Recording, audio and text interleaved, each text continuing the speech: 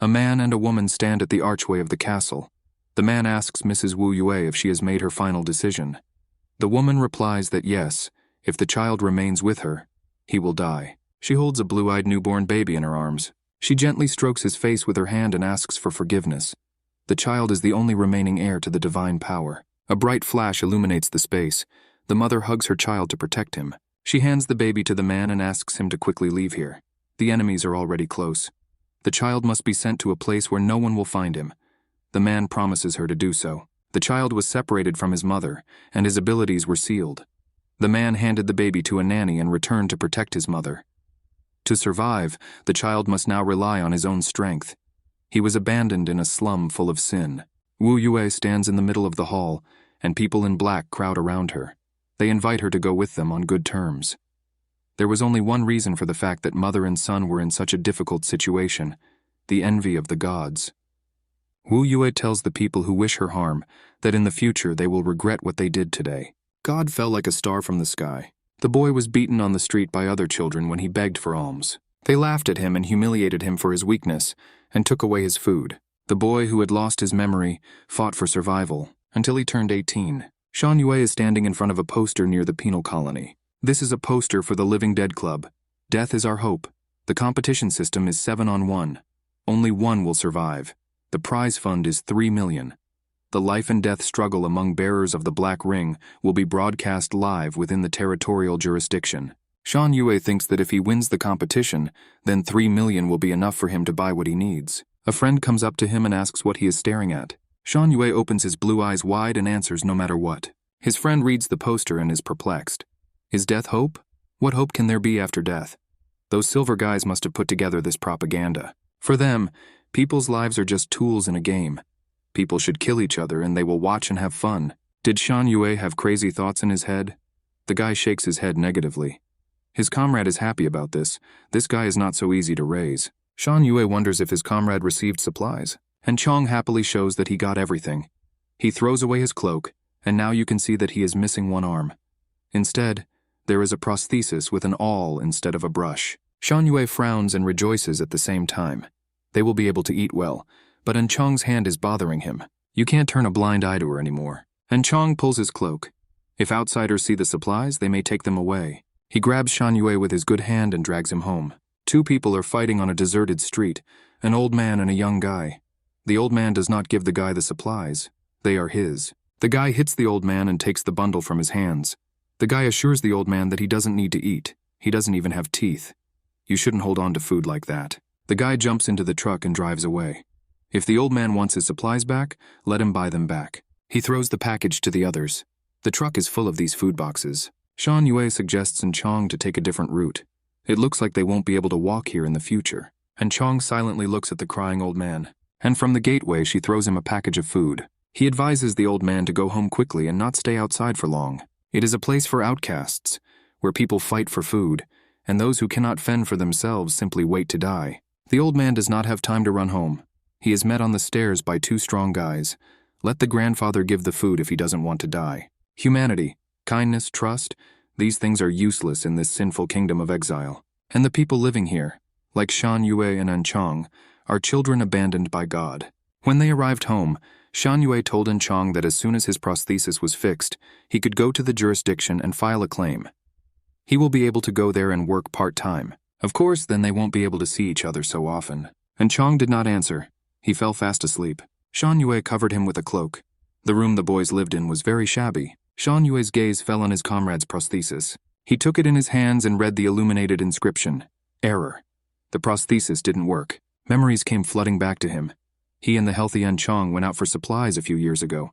Shan Yue left his comrade as guard and left. He shouted to An Chong to wait for him, and he rushed into the fighting crowd of people. An Chong stood and waited for his comrade. He trusted him very much and knew that he would definitely return. Someone's hands grabbed his head and dragged him somewhere. Shan Yue returned with his hands full of food and began to call his comrade, but he was neither in the alley nor nearby. Strange sounds were heard from the dark opening of the destroyed building, and the boy went there. He saw An Chong lying down, with the monster bending over him. It handed the boy the severed hand of his comrade and asked if the guy would join him for dinner. Shan Yue screamed loudly in horror.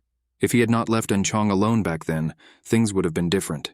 He looked at the broken prosthesis and felt guilty. For some time he sat silently on the bed opposite his sleeping friend. Then he stood up, took the prosthesis and asked An Chong to wait for him. He owes his friend this hand. Shan Yue went outside. He had to be back before dawn. The scoreboard began counting down the last 10 seconds. Shan Yue stood in the ring and was attacked by an opponent who was holding a knife in his hand. The guy's whole appearance expressed firm determination. He will definitely receive these 3 million. The supernatural world, ruled by rings, is divided into 3 parts. The celestial city. The second part is called jurisdiction. In the third exile zone, every child must take an aptitude test at the age of 8. Based on its results, they receive rings that record their personal information and abilities. These rings are worn around the neck. These rings divide people into 5 categories based on color. Special, gold. The highest is silver. Regular and low are copper and gray, respectively. And the lowest, the scum, black. Shan Yue belonged to this category. The guards selected people to participate in the battles. There was a small queue for them. Shan Yue's turn came and the guard prepared to scan his personal data. The display showed an error. The guards were puzzled, and Shan Yue explained that this happens whenever he picks up supplies.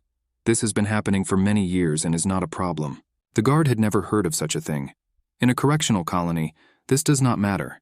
But if a guy wants to get into the jurisdiction, he needs to be more careful with this. His partner suggested that he scan the guy again. The guard brought the scanner to the ring on Shan Yue's neck. A loud voice came from behind and said that if the guy couldn't register, then he should get out. There are still people here waiting to register. Immediately after this, Shan Yue received a strong blow to his head. He quickly stood up and turned around to see who was so impudent there. The big guy grinned and felt his complete impunity. Shan Yue ignored the impudent man and asked the guards to continue scanning. He really needs to be a part of this. The guy standing behind him kicked him in the back. The alley was filled with a cry of pain. The attacker sat in the splits, and his leg was held by Shan Yue, who did not even stop talking to the guards. He didn't seem to notice that he had pinned the insolent man to the ground. The guard saw that the guy was very good. Shan Yue let go of the bully's leg, and then sat up with difficulty, barely uttering curses and holding onto the damaged area. He clearly underestimated the little shit, and now pulled out a knife to repay him for his humiliation. The guards finished scanning Shan Yue. His information was fine and he was invited to board the bus.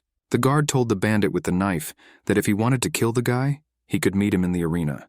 Was he surprised that the security guard would care so much about an ordinary guy? It's not even silver. They really have no taste that they chose this small and skinny monkey. One of the spectators replied that competitions become interesting when there are weak and strong participants. This sweet boy will die so tragically in the arena. Shan Yue heard people around him saying that the ratings would skyrocket, and many couldn't wait to beat him. One of the guys who was sitting in the audience said that just because there are so many idiots getting into fights, those who don't have superpowers and are labeled as trash are paired up with those who have abilities.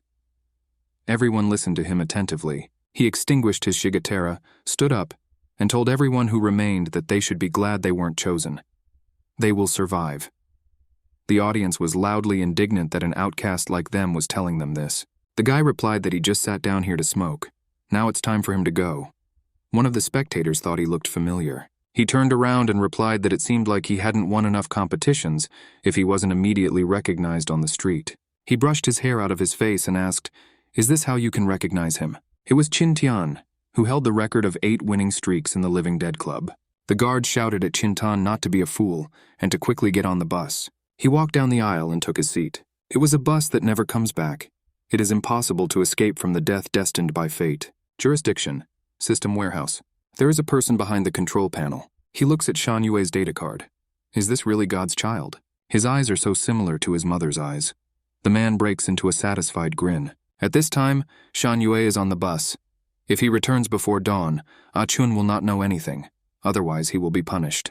In the window, he saw the silhouette of a moron approaching him with a knife. Reacting instantly, Shan Yue presses a button that lowers the seat, and he delivers a powerful kick to the hand holding the knife. The knife flies out of the enemy's hand and sticks into the roof of the bus. If the idiot wants to fight here, he's ready.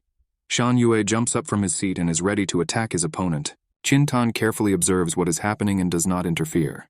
The bully believes that it would be boring if the boy did not react at all, but he will still deal with him before the conference. Shan Yue doesn't want to waste energy on the bastard. Everything must be done quickly, otherwise he will not cope with the test. But if he now takes measures to neutralize this idiot, then everyone will know about his strength, and he will become a thorn in the side of everyone present here. He stands opposite the enemy and thinks hard about what to do. At this time, Chin-tan crashes into the idiot who is screaming that he wants to kill the guy and knocks him out. Ignoring Shan Yue, he picks up the unconscious body and carries it away. The driver thanks Chin-tan for cleaning up the interior. He asks everyone to remain calm until they reach their destination. Chin-tan assures the driver that the idiot will not come to his senses. Shan Yue is impressed by Chin-tan's strength. He knocked out a healthy guy with one blow. He thanked his savior. If he was put in a fight with him, Shan Yue wouldn't stand a chance. He didn't say this out loud. It is very naive to thank your opponent. The boy was lucky, but that is if he survives and wins today. The bus enters a 3-stage steel arch, drives through a dark tunnel, and he drives out onto a wide street filled with light with brightly lit skyscrapers. Shan Yue saw a completely different scene from the exile zone. Jurisdiction is the place where the highest live. In front of the club stands an impressive statue holding a black scythe. Shan Yue wanted to take a closer look at the statue, but he was shouted at to hurry up. The club's arena was ready to accept all fighters. The hall was full, and spectators made bets in anticipation of interesting events in the arena. Shan Yue walked down the corridor with the rest of the participants and looked at the skull flags that were hung everywhere. Towards the living participants, workers carried carts on which lay the bodies of those who were unlucky today. Shan Yue looked at the cart with the dead participants. The workers lamented that very violent events were taking place in the arena today. The worker threw the contents of the cart down. The bodies of the losers are treated like trash falling down into the pitch darkness. Shan Yue silently looked at what was happening to the people in this club. A girl approached the huge door, behind which one could feel strength and energy, and bowed. The day of the fulfillment of the prophecy has arrived. It's time for the master to set out on his journey. The door opened and the man left the room. The competition participants gathered in the preparation room. The idiot who attacked Shan Yue chose a knife as his weapon. The other guy was using brass knuckles. Another, with 2 daggers. 2 more chose a club studded with nails and a stick. Everyone except Shan Yue had weapons, and his number was unlucky. 4 in Eastern numerology means death. The competition rules were simple. There are 7 participants and 6 types of weapons. The order in which weapons are selected is determined by the rating awarded by the audience. Those with higher ratings are given priority. Shan Yue had the lowest rating. The participant with the minimum rating must enter the arena unarmed, but this only benefited Shan Yue. No one will defend against an opponent with a rating slightly higher than 1 and without a weapon. Most will simply focus on the strongest player with the highest win rating. In the doorway, Shan Yue saw Chin-tan, who was assessing the new fighters. The guy was worried about this opponent. Chin-tan was very strong. With such strength, it was probably easy for him to survive in exile. One of the opponents asked Shan Yue if he knew Chin-tan. This was the guy with the highest rating, 30.5%. He repeated the question, "Does number 4 know the winner of 8 competitions?" He wondered if Chin-tan would help out the loser again. Shan Yue replied that he did not know this champion. The guy believed that Shan Yue was hiding something. Chin-tan was only interested in strong fighters, and Shan Yue didn't even have a weapon. He pointed a gun at Shan Yue's stomach and demanded that he tell him everything, or he would not enter the arena. At this time, it was announced that the competition had begun, and the guy walked away from Shan Yue and mockingly wished him good luck. To ensure the proper conduct of the competition, the hall staff ordered the participants to put on the prepared equipment before entering the arena. They turned out to be mini-bombs. The fighters did not expect such a trick from the competition organizers. No one was in a hurry to put the bomb on themselves. Shan Yue did not slow down. He was the first to take the bomb and asked if he could now enter the arena. He entered the illuminated arena. Amid thunderous applause, the fight was about to begin. Commentators reported from drones. There will be only one survivor in this competition. Before the timer runs out, you need to try your best to destroy all your opponents. If you show mercy, you will be torn to pieces at that very second. All participants were already standing in the ring. In the royal preparation room, spectators debated who would die first. Many believed that number 4, especially because number 5 was looking at him very bloodthirsty, and number 4 didn't even have anything to defend themselves with. Although some bet small amounts on the 4. The match began, and the audience almost immediately saw that something had gone wrong. A club studded with nails ripped open the air. The fighter was at a loss. This is impossible. He wanted to finish off the 4 with one blow. How did it happen that he easily dodged all his attacks? It's not funny anymore. The fighter swung his deadly weapon. Gan Yue watched him carefully. Again and again the club missed the quick boy, and Shan Yue still managed to call his opponent too slow. He dodged another blow and ducked under his opponent's arm. At that same moment, his fist crashed into the fighter's cheekbone. The blow was very strong. His opponent staggered and began to fall. They noted that the guy has impossible reflexes. They were intrigued by the personality of the new fighter. Shan Yue couldn't use his true power yet. It was too early.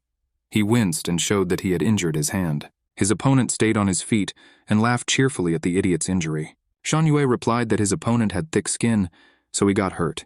He roared that he would kill the boy. The idiot from the bus put knives to his throat and demanded that the fighter step aside. Because number 4 was his, he himself was going to kill him. He finished off his opponent with one blow of a knife and threw his body into the arena. Shan Yue made him look like an idiot on the bus. Now it's time for him to pay.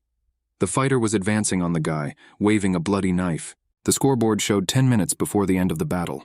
One of the participants shouted that he was giving up the competition and asked to be released. He no longer needed money and fame. He wanted to leave. The guard pressed the red button on the remote control he was holding in his hands. The bomb attached to the ring on the guy's neck lit up red. There was an explosion and it was all over. The body fell into the arena, and the participants could not resist screaming in horror. The fighter with the pistol only looked up from the fight for a moment, and then he continued to strike his opponent, who was already lying in the arena. Shan Yue all this time was dodging the idiot who attacked him with a knife, but could not reach him. The guy noted to himself that his opponent's speed and strength had increased greatly. On the bus, he was restraining himself greatly. If Shan Yue continues to simply dodge his attacks, he will achieve nothing. He will simply waste his time and energy. He mentally asked Chong what should he do. To survive and protect themselves in the exile zone, the boys had to fight a lot. And Chun, as a more experienced fighter, trained his friend. Shan Yue learned quickly, and Chong used to be able to hit him, but after a few weeks he couldn't even touch him.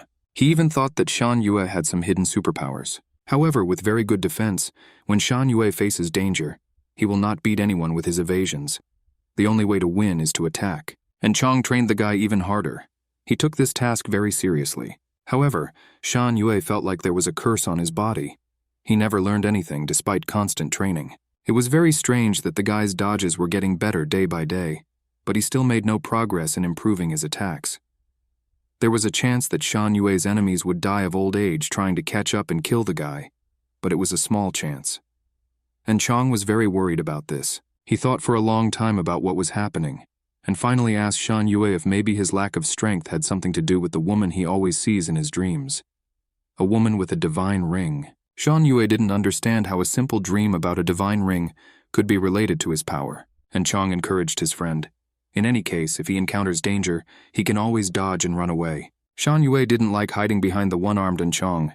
He hated his weaknesses and incompetence. He began to train alone. He wanted to become stronger and was not going to cave in to fate. Now in the arena, he understood that he could not run away forever. He had to attack to win. Both fighters rushed at each other at the same time. The idiot threw a punch. Shan Yue dodged again and hit his opponent, but he blocked his blow with one hand, and he laughed out loud when he saw how weak his opponent was. With one powerful blow, he sent Shan Yue flying across the arena. It turns out this guy is just a rat who dodges all the time. Shan Yue struggled to his feet. His opponent was advancing on him with a knife in his hands. He had one intention, to finish off the impudent boy. Confusion grew among the spectators. What are the four up to? Either he is strong or he is weak. Maybe he has an ace up his sleeve. At this time on a dark street, a man approached the iron garage door. He was wearing a silver ring. He only said the name, Shan Yue, and the door immediately opened. A successful and handsome young man posed against the background of the burning lights of the city. In the arena, the third number with a pistol ran to the place of showdown between Shan Yue and the idiot. He tore off the mini-bomb and threw it at the drone, which was flying over the arena and reporting. At the same time, the third one pointed the gun at Shan Yue and pulled the trigger. There was an explosion, and the spectators howled with delight.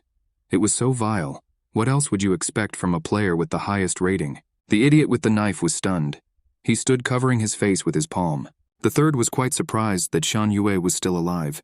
He aimed exactly at him, how he was able to dodge. Who is this guy? Shan Yue was covered in blood and had difficulty coming to his senses. He could have easily been killed at that moment, but the idiot was already flying toward the troika, shouting that he was going to kill him. He knocked the pistol out of his opponent's hands and they rolled across the arena. Shan Yue leaned towards the pistol that was lying next to him. The third number quickly gained the upper hand over his opponent, and now the knife was threatening the idiot himself. He could do nothing against the iron grip of the troika. The idiot yelled at Shan Yue to quickly grab the gun, and he shot at number 3. Shan Yue was silent and in no hurry to do anything. In the face of danger, the idiot began to beg the guy to help him. He promised to share his winnings with him, or even let him win. Shan Yue did not move.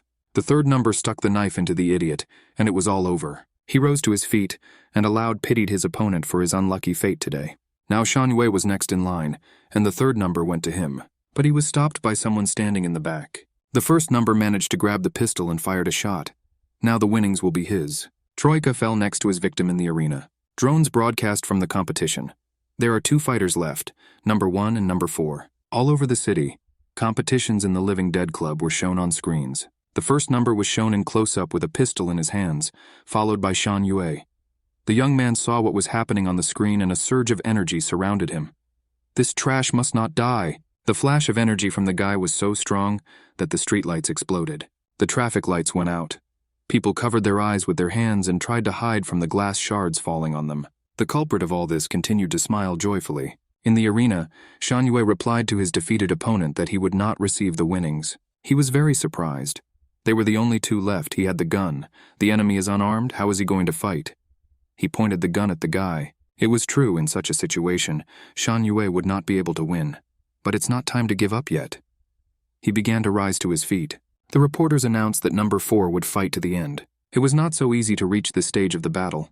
The spectators shouted to the first one to quickly pull the trigger and finish off the 4. A shot rang out. Shan Yue closed his eyes. He felt the bullet flying in his direction. He could smell the faint smell of rust in the air. The bullet flew too slowly for Shan Yue and he dodged. The bullet flew past. The audience screamed that the first number sucked. I shot from such a close distance and missed. The first one's jaw dropped. How could this bastard dodge a bullet? Is he really trash with no abilities? They are all at the lowest rank here. Shan Yue was dizzy from tension, but he couldn't pass out now. His opponent pulled out a knife and rushed to attack. He had to kill his opponent before the end of the match. The smell of rust still lingers in the air. The first number weakened quite a bit during the match. Dodging the knife, Shan Yue ducks under his opponent's arm and stabs him in the chin. If Shan Yue is fast enough, he will be able to figure out the moment and win. Simultaneously with the blow, he squeezes the opponent's hand and snatches the knife from it. The guy has little time. He needs to finish off the enemy. He put a knife to the number 1's neck, but something made him stop. Shan Yue felt that someone with incredible power was heading here. The time on the scoreboard showed that there were 4 seconds left before the end of the match. The spectators were indignant that so little time was sucked, and the 4 stood like an idol. Chintan thought at this time that he saw a pink-haired child. At this time, the screen in the royal preparation room went dark. Chintan immediately realized that this was not just a power outage. The owner of incredible abilities walked along the corridor of the club. The scoreboard showed 1 second before the end of the match. The bomb fell from the ring into Shan Yue's hand. His opponent was happy that he was saved, but Shan Yue didn't think so. It's not time to let your guard down yet. Someone is coming here. An employee came into the arena and said that due to problems with electricity, the end of the competition was postponed. The fighters need to go to the rooms and wait for the announcement. They walked down the corridor. Number 1 was worried about who would win. They almost died. Maybe the winnings will be divided between 2. The employee replied that management would decide about the reward, and the final decision would be given to the fighters after the discussion was completed. Shan Yue encountered a strange young man who told him that he fought well. The guy laughed and said that Shan Yue should thank his savior. Shan Yue did not understand who the savior was here, but he suddenly fell to the floor and did not move. The young man tutted contemptuously and called Shan Yue a weakling. Then he lifted the motionless body onto his shoulder and carried it along the corridor to the exit. The worker followed them and demanded that the guy let Shan Yue go. Members may not leave the club. When the guy didn't answer, the employee grabbed him by the shoulder and reminded him that the fighters were the property of the club. The young man waved his hand and with a powerful blow slammed the worker into the wall. This fighter is no longer the property of the club. Chintan was asked what he thought about all this. He replied that the wind had changed and thought that perhaps that child with the black ring was the key to changing this world. He really hoped to capture this child again, who was hanging unconscious on the kidnapper's shoulder. A car was parked not far from the arch that was the entrance to the jurisdiction. 2 bandits in the alley told their boss that they could rob her. Maybe this is the same car from the legends. Sitting in the car was the same young man who was waiting for Shan Yue to wake up. Dark personalities approached the car, and at that moment it was enveloped in a cloud of energy. Shan Yue came to his senses and did not understand where he was or what was wrong with him. He saw who was sitting next to him and immediately recognized the one who had caused trouble in the club. Why did he bring him here? Who is he? Shan Yue understood that this was someone with abilities. From the pressure that the guy felt being next to him, he could not move. He is definitely of the highest level, if not special. But why would he save Shan Yue? Shan Yue saw with his own eyes people who amuse themselves with the life of scum as they want, and do not consider them to be people. Of course, Shan Yue wanted to ask the guy a lot, but his instinct told him that it was better not to get involved. He opened the car door to run out. Meanwhile, the guy introduced himself. His name is Liu Jichuan. Shan Yue changed his mind about running away.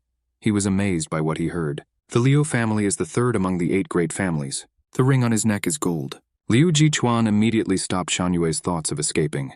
Now his life is in the hands of Jichuan. Shan Yue silently looked at the guy who suddenly called him a divine child. At this point, the guy was completely taken aback. If you believe the legends, above the special class there is another, more impressive divine class. One person with a divine class is superior to 100 with a special one. His existence in itself is like a real god. Shan Yue had heard about this legend, about a person with a divine class, Liu Song. Jichuan replied that Liu Song was his great-great-grandfather. Shan Yue froze.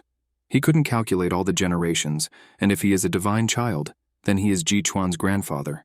He advised the guy not to talk nonsense. The legends that Shan Yue had heard about the divine class were not entirely true. Since the appearance of the first ability holder, there have been 3 known people with the divine class. Jichuan's great-grandfather is Liu Songting, Wu Yue, who has the gift of foresight and immortality, and another person who disappeared shortly after being recognized by the divine class. And Shen Yue is the child of the owner of immortality, Wu Yue. Shan Yue thought it was a stupid joke. Doesn't he belong to the scum? What kind of child of God is he? It even sounds funny. Then he remembered a dream that he often had. Maybe that woman from the dream is his mother. Jichuan said that Shan Yue, of course, has many questions. He will answer everything gradually, but first we need to ensure his safety. His face was broadcast throughout the jurisdiction, and soon people in the heavenly city would know about him. There is very little time left before those who want the guy to die begin to appear. Jichuan knew that a new war would soon begin. Shan Yue sat with a detached look and could not comprehend what had happened to him. Jichuan asked why the hell Shan Yue came to the competition. He had to be aware of the limits of his strength. He replied that he just needed money. He asked Jichuan to stop for a second. They went out and approached the open garage. The man in the garage recognized Shan Yue and asked if he had finally brought the money. He nodded affirmatively. Jichuan sensed something was wrong and asked why the guy was staring at him. Does he look like money? Shan Yue used moral blackmail and reminded that Jichuan said that he took responsibility for him. Jichuan sighed heavily and asked the seller to give this guy the best he asked for. While the seller was getting a new prosthesis, Shan Yue told Jichuan that in the exile zone where he grew up, he had a friend Chong. His class is a little below standard, and he didn't need to stay in the zone. But because of Shan Yue, Chong used his disability as an excuse not to leave the area. It was in order to buy him a good prosthesis that Shan Yue took part in the battles. With this prosthesis, Chong will be able to move normally and get a job in the jurisdiction. Jichuan thought that the tournament this guy took part in had changed so many people's lives. They left the store, and Jichuan reminded the guy that now anyone he came into contact with could become a target. If he cares about his friend, then he will need to be left behind. Shan Yue decided to return to Chong and explain the situation to him before they planned further actions. Besides, he had many more questions. They stopped near Shan Yue's house, and Jichuan decided to wait for the guy in the car. A bird was watching them from above. Shan Yue walked towards the door. He wanted to tell his friend about this guy with a special class and all the bullshit with his personality. He wondered what expression Chong would have on his face while listening to him. Moreover, Shan Yue couldn't wait to see how Chong would react to the new prosthesis. He opened the door and shouted to his friend to wake up and look at what they had brought him. At the entrance, the guy tripped over something. He lowered his eyes and saw that a bloody old prosthesis was lying under his feet. A voice came from the room, saying that Shan Yue had already waited a long time. The voice continued that if he had not seen it with his own eyes, he would not have believed that the guy would hide in such a dirty place, where those with abilities would not set foot. This is very smart. A man with a silver ring around his neck was sitting on a dirty sofa, and Chong was lying lifeless on the floor. The man said that he was honored to meet the divine child, and Chunyong showed signs of life. Blood was flowing from his mouth. Shan Yue could not bear this sight and screamed loudly in pain. The man did not pay attention to his screams. He was delighted that he had found Shan Yue first and was now the closest to the deity. Shan Yue rushed towards Chong's body. The man was surprised that this was a guy he knew. Shan Yue did not listen to him. He asked Chong to wake up and look at him. The owner of the silver ring didn't understand. Is the guy really crying over this garbage? He grabbed Shan Yue by the breasts and called her a useless loser. What a disappointment, this loser is the heir of a deity. He struck Shan Yue hard. The blow sent the guy flying against the wall and falling to the floor. The man approached him and grabbed him by the throat. He even thought that he had made a mistake. A divine child cannot be so weak. Shan Yue could dodge, but it didn't matter now. Why did his friend, with whom they had been connected for years, die? Why didn't Shan Yue himself die? The guy didn't even try to escape from the attacker's tenacious fingers. He almost lost consciousness and felt that he was in an unfamiliar place. He was drawn into the open door. He himself appeared from the door, told him to move, and walked out of the black space behind the door. Shan Yue flew into the black abyss, and the second he walked into the room, the double threw a merciless, cowardly move at the closing door, and did not react to Shan Yue's cry to wait. The door closed tightly. At the same moment, Shan Yue came to his senses and grabbed the man's hand. With a sharp jerk, he tore his hand away from his throat and threw his opponent far forward. He fell down against the wall, and Shan Yue went towards him. The man realized that his arm was broken. He looked at the formidable Shan Yue approaching him. The man began to beg for mercy. He didn't understand what was happening. Even the guy's aura was completely different from what it was before. He sat on the floor and couldn't ask himself that he had screwed up like that. He decided that he needed to quickly end this, gathered all the energy in his hand, and threw it at Shan Yue, shouting that it was time for him to go to hell. But his hand could not touch the guy. She came across a solid barrier, and she stopped obeying her master. Shan Yue lifted all the furniture in the room into the air. Beds and wardrobes were flying around him. He used telekinesis. He grabbed his opponent by the neck and threw him to the floor. He flew back against the wall and felt completely helpless. The new Shan Yue has turned into a ruthless killing machine. He waved his hand. A dense cloud of power enveloped him, and a cabinet flew at his opponent, which he barely dodged. The man bitterly regretted that he had underestimated his enemy because he was wearing a black ring. Otherwise, he would not have talked to him, but would have finished him off right away. The telekinesis that Shan Yue used had a range. The man ran towards the exit. He hoped to increase the distance between himself and Shan Yue. And once he gets out, the bastard won't be able to do anything to him. But on his way out, Ji Chuan blocked his way. He calmly asked if the guy thought that he had made a mess here, and now he could leave without hindrance. A gold ring shone on his neck. The man immediately understood who was in front of him. The attribute of lightning. A scar on his face, a gold ring. This is Liu Ji Chuan. Shan Yue approached him from behind. The man's situation could not have been worse. Shan Yue waved his hand, and the man grabbed his throat with his hand.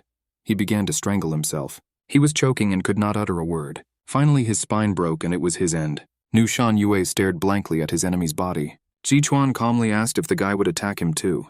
Without saying a word, Shan Yue staggered and fell unconscious on the floor. Ji Chuan looked at the guy prostrate in front of him and thought skeptically that he did not at all look like the savior whom they had been prophesied. Shan Yue woke up screaming. He called his friend. Unfortunately, his friend Anchun was lying on the bed covered with a sheet. Nothing could be done. Ji Chuan was smoking on the side. He finally waited for Shan Yue to wake up. Shan Yue walked towards Anchung's body. He burst into tears and picked him up. He carried him out of the house and into the street. Ji Chuan Yen prevented him. In a clean place under a tree, Shan Yue dug a grave and placed the body of his only friend in it. He covered the grave with earth, and he placed a cross he made with his own hands on the grave. He mourned his friend until he heard his voice. How long was Shan Yue going to sit there looking mournful? He saw the ghost of Anchung laughing and saying that Shan Yue should cheer up. Then the ghost sat down next to the guy and stroked his head. No one else saw Anchung, only Shan Yue. After a while, the guy walked up to the car where Ji Chuan was waiting for him. Traces of tears were still visible on his face. He knew that Chong died due to Shan Yue's identity being revealed. Ji Chuan did not console him. Chong's death was on Shan Yue's conscience. But the guy is not allowed to choose his fate. Moreover, now is not the time to feel sorry for themselves. They need to move on. This could happen again. And if Shan Yue doesn't want this, he has one way out, to become stronger. And then change your destiny and the destiny of all people in this world. Before getting into the car, Shan Yue looked at his house one last time. This is where he and Anchong played as children. Two boys appeared in his mind's eye, looked at him, and they waved goodbye. Shan Yue said goodbye to Chong.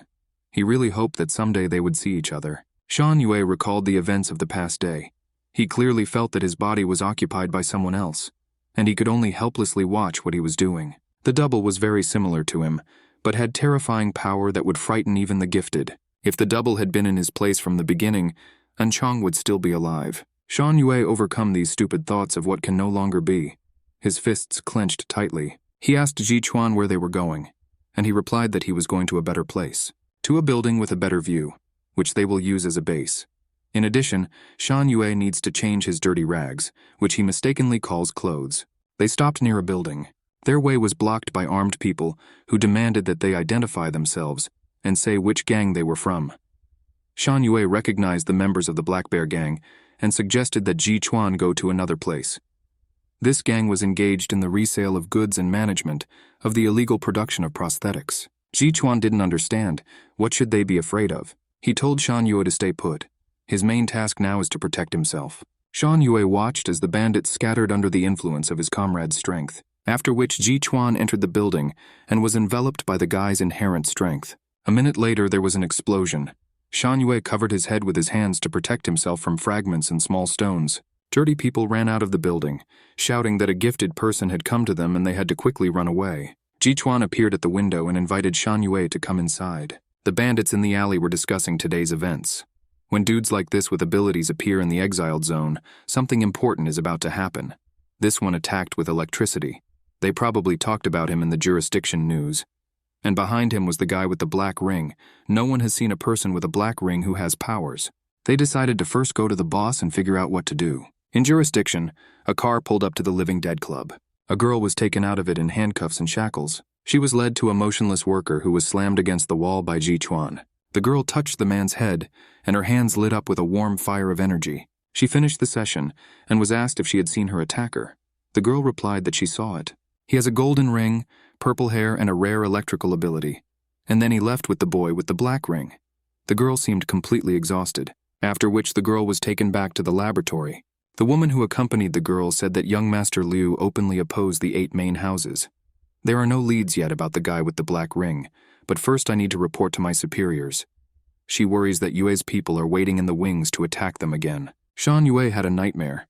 He ran to help Chong, who was desperately calling him.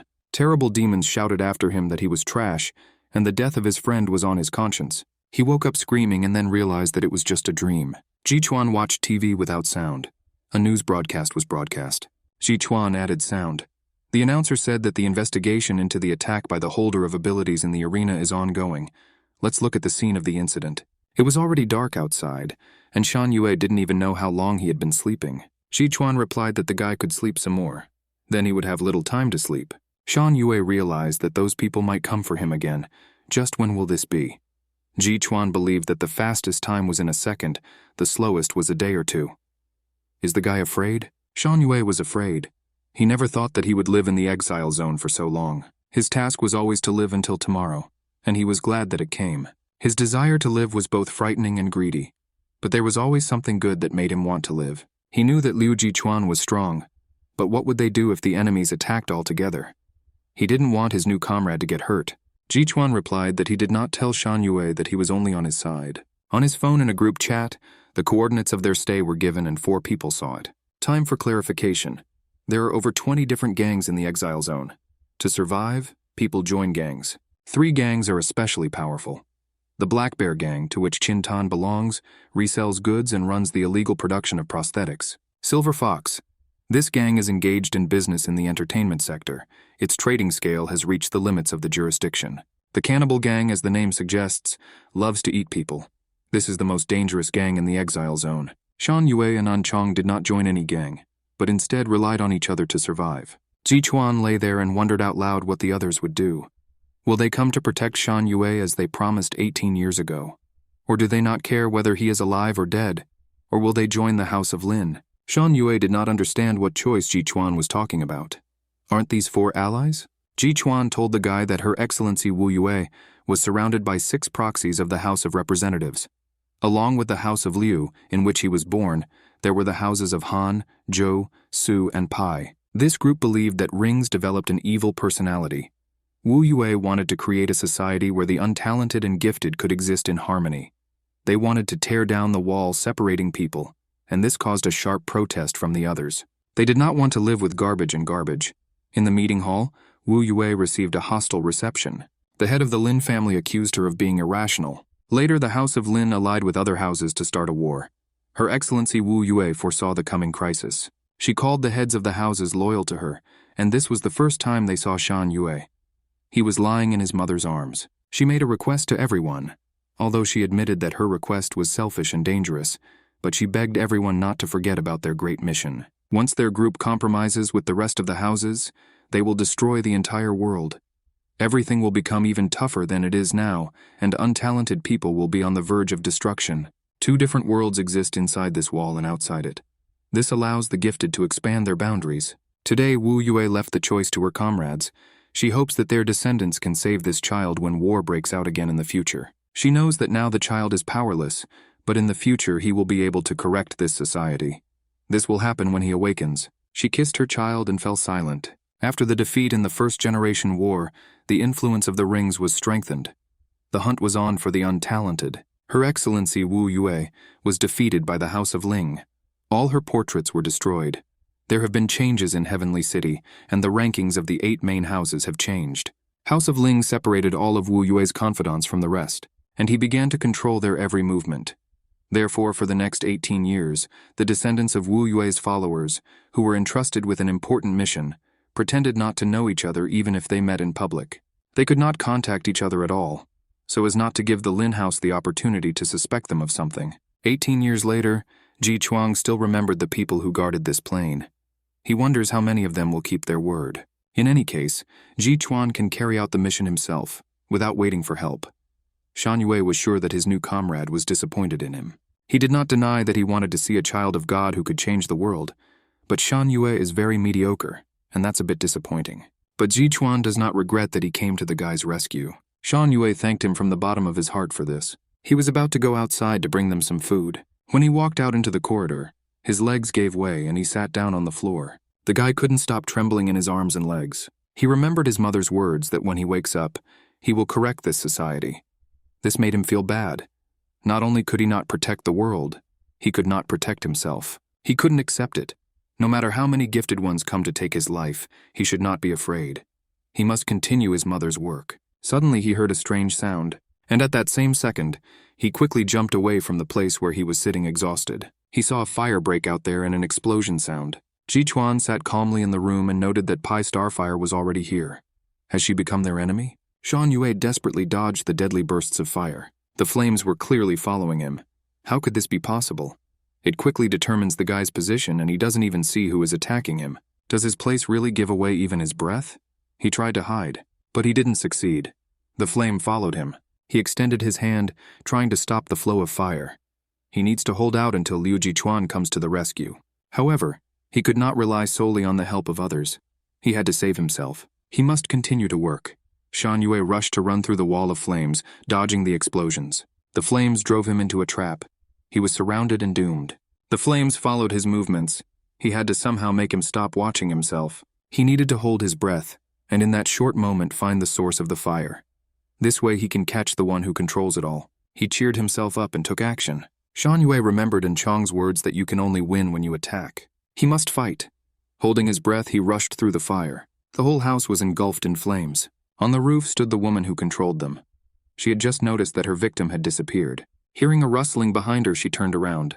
A very angry Shan Yue flew towards her, shouting that she had been caught. He stopped opposite the woman who had extinguished the flames and had absolutely no idea what to do now. The woman walked towards him. She suddenly smiled and said that it was all over. She was giving up. Ji Chuan sat in the room and smiled happily. The 8 great houses are the highest organization of leaders in the ring world. They control social order. Wu Yue always kept order among the houses. Also in the Heavenly City there are smaller houses, but still prestigious. For example, He, Hai, Pai, who were good friends of Wu Yue. After the defeat in the war, the ranking of houses changed, and the Lin house was able to subjugate all the remaining houses, with the exception of the Liu house. The reason why the House of Liu was still ranked was because its founder, Ji Chuan's great-grandfather, was divine, just like Wu Yue. Liu Jichuan was considered a workaholic and took care of the family's business. Shan Yue was stunned by the stranger's words. What do you mean it's over? He could hardly stand on his feet and could not catch his breath. He really wanted to fall, but he couldn't do it when this girl was looking at him. He was saved from a shameful fall by Ji Chuan, who inexplicably appeared next to him and grabbed the guy by the collar. He thanked the girl. Shan Yue didn't understand why. Ji Chuan continued to hold the guy and asked the girl to go talk. She immediately agreed. Shan Yue lay on the sofa, unable to get up, and listened to the two discussing him. Superpowers? Slightly faster reflexes, that's all. The girl said that Wu Yue's child inherited so little. Now their future is full of very dubious hope. Maybe she should just go home and not interfere in this matter? Ji Chuan noted that she was sharp-tongued and retorted that considering how the guy handled her test, he was not hopeless. He managed to hide his presence at the moment when he was engulfed in flames, and then he determined the exact location of the attacker.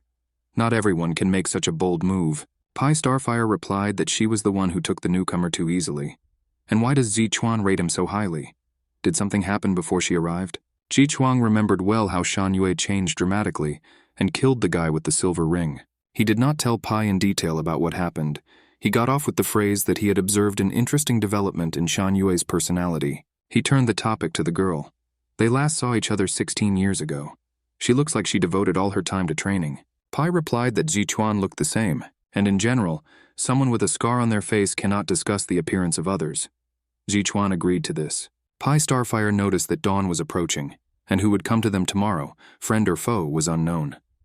Ji Chuan hoped that this someone would not have such a sharp tongue. So they talked to each other. In the heavenly city, people were gathering in the 8 families' council hall. The 2 men looked at the cars approaching and said that it had been many years since anyone had entered the council chamber. Something great is about to happen today. One of the interlocutors admitted that he misses the time when Lady Wu Yue was in charge here. This hall shone with the presence of the strongest from each family. And now comes a bunch of useless freaks trying to prove that they are the best. The second man interrupted the speaker. The walls have ears and are surrounded by ghosts. Ghosts. They were tasked by the 8 families to track down the descendant of Wu Yue and resolve all incidents. The 2 ghosts listened attentively to the men's conversation. They were eager to punish them for such talk. They were given a mental order to stop eavesdropping under threat of death. The meeting began in the council chamber. 7 ghosts gathered around the table. Portraits of Shan Yue and Ji Chuan appeared on the screens. Liu Ji Chuan. As everyone here knows, his antics at the Living Dead Club caused a stir. In terms of pure power, he is an almost god-level esper. The speaker really didn't want to meet with him. One of the ghosts suggested sending hybrids to the task. After all, they have these crossbreeds. One ghost was upset. He would really like to taste the divine child. A photo of Pi Starfire was displayed on the screen. Liu Ji Chuan has more than one problem. There is also a girl ready to help these 2. The main bandaged freak, who had the inscription Ling on his clothes, ordered Shan Yue to be brought to him alive. As for the rest, just kill them. He was asked what to do with the other 3 families who were loyal to Wu Yue. They are not involved in this yet and have no sympathy for Shan Yue. Master weaponsmith Su Ye disappeared 10 years ago and left no offspring. The Su family has nothing to worry about. One of the descendants of the Han family, Han Shu, has exceptional talent, but he has been bedridden for years and cannot fight. As for Zhou Shi, after the decisive battle, the Zhou family sent him to a monastery and abandoned him. But all families still need to be careful. The main ghost ordered to go to the families and tell them not to get involved in anything, then they would save their lives. But if anyone tries to help Liu Ji Chuan, they will all be destroyed. During this speech, one of the ghosts was looking out the window. A lone bird was flying in the sky. She spread her wings and flew over the city. She flew into the forest, where a man was sitting on a stone meditating under a waterfall. The bird landed on his shoulder. It was Zhou Shi, and she began to whisper something in his ear. The man listened carefully. He realized that a descendant of the Liu family had already joined forces with a descendant of another family. Zhou Shi rose from the stone on which he had been meditating and placed the bird on his hand. And he ran. He told the bird that he could handle it alone. The bird flew after him, to the Su family's house, which is located in a picturesque place, and was built and furnished with great taste. In a cloud of smoke that spread throughout the room, a ghost from the Chen family walked in uninvited. In a solitary ward, a man lay connected to several devices that supported his life. It was Han Shu. His condition was very serious. He was on a ventilator.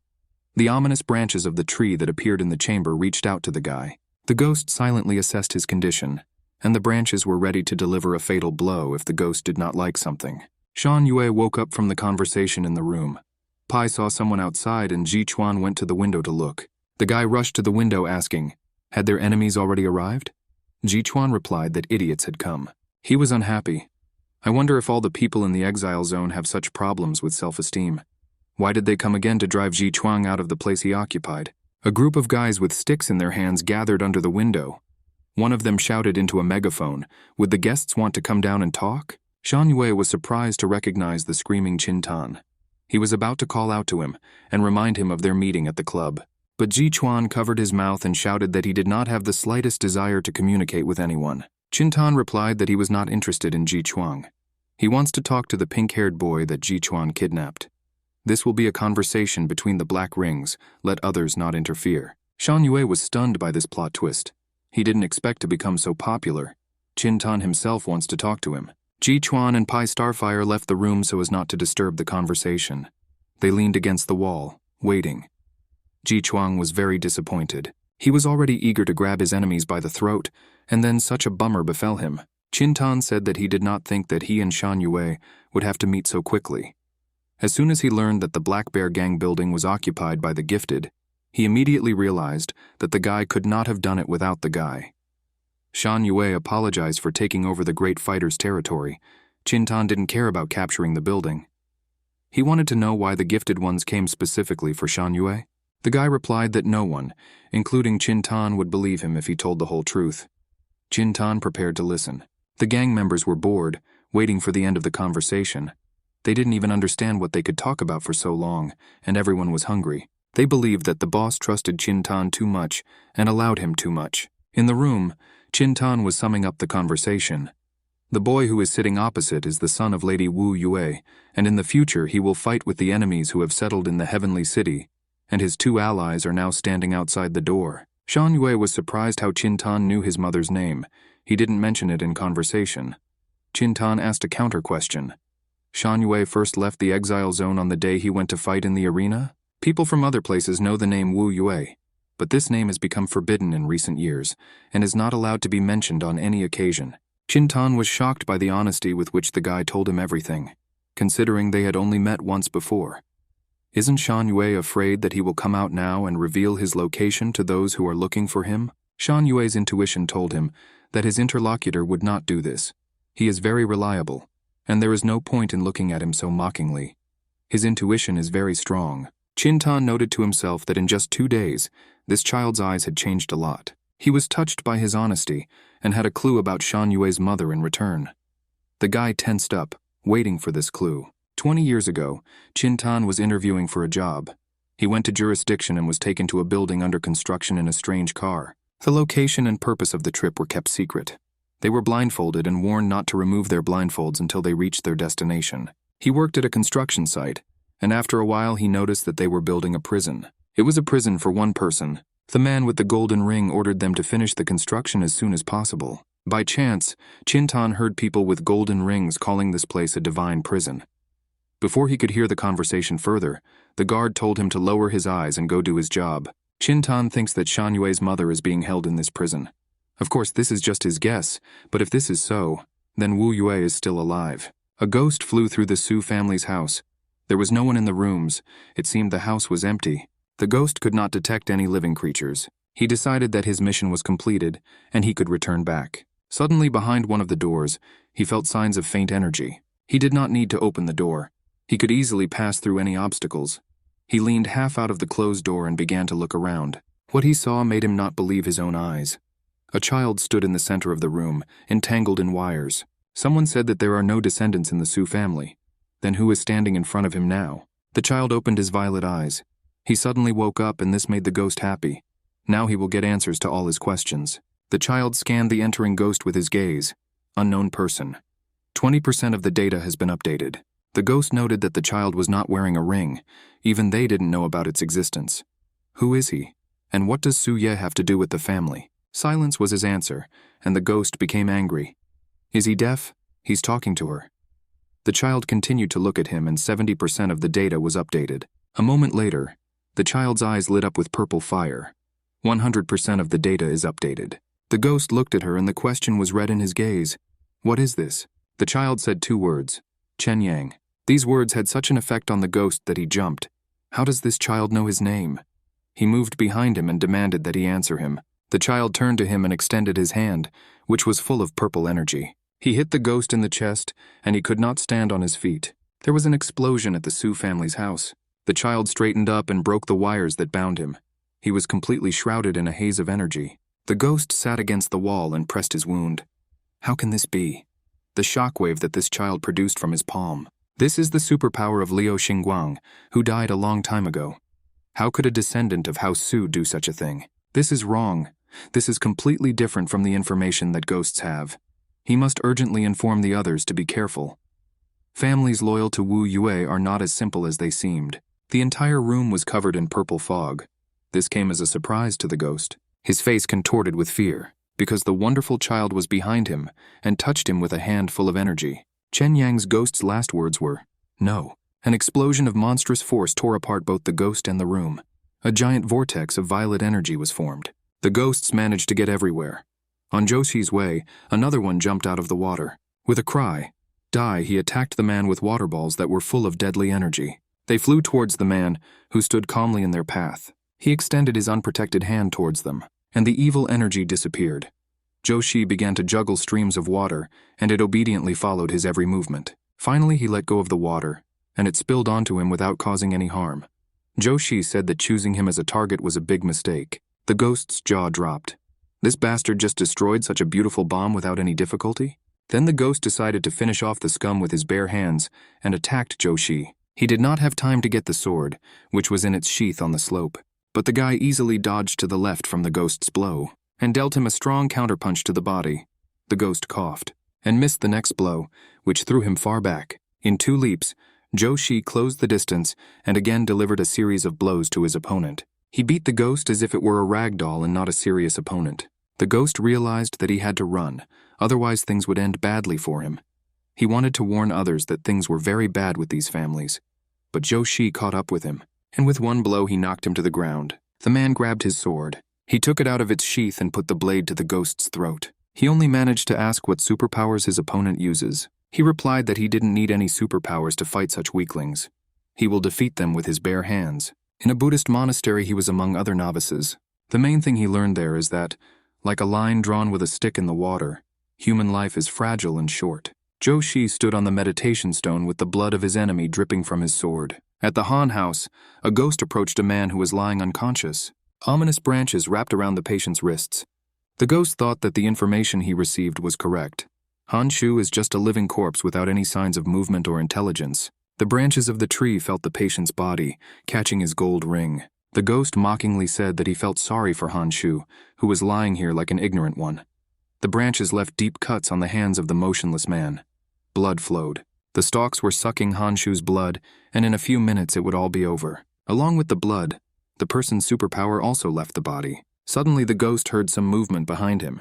He turned around to look. A girl ran into the room screaming for the ghost to get away from her brother. The ghost asked, "What will happen if he doesn't get out?" The girl did not waste any extra words. She ran in and grabbed the branches with her hands and pulled them out.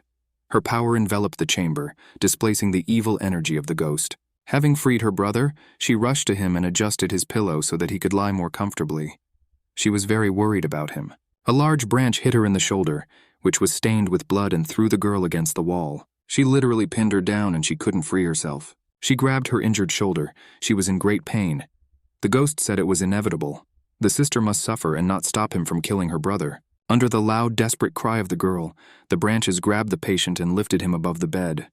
The ghost dragged her brother through the window into the street. Ignoring the wound, the girl jumped out after them and landed in the courtyard of the house. The ghost moved away with his brother, who was held by the branches. People were walking towards the ghost. The girl recognized her mother, who turned to the ghost with the words, "If the ghost came to visit them, then why didn't he warn about it? And why did their family become embroiled in an incomprehensible squabble? Is the situation so difficult?" The ghost replied angrily, so that the woman would not try to influence him. Their entire family served Wu Yue. They know very well what the representative of the Liu house is doing now. Let the Han family not meet him if they want to live. And let her remind everyone who wants to help Wu Yue's descendant that they will never win. With these words, the ghost prepared to carry Han Shu away.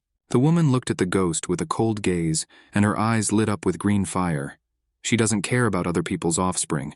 Let the ghost give up her son. The ghost replied that in any case, her son was a living corpse. What difference does it make to her how he dies? But if she wants it, he will return it. And he threw the body high up, and he burst out laughing. The mother screamed at the girl to catch her brother. The girl flew into the air and extended her hands to her falling brother.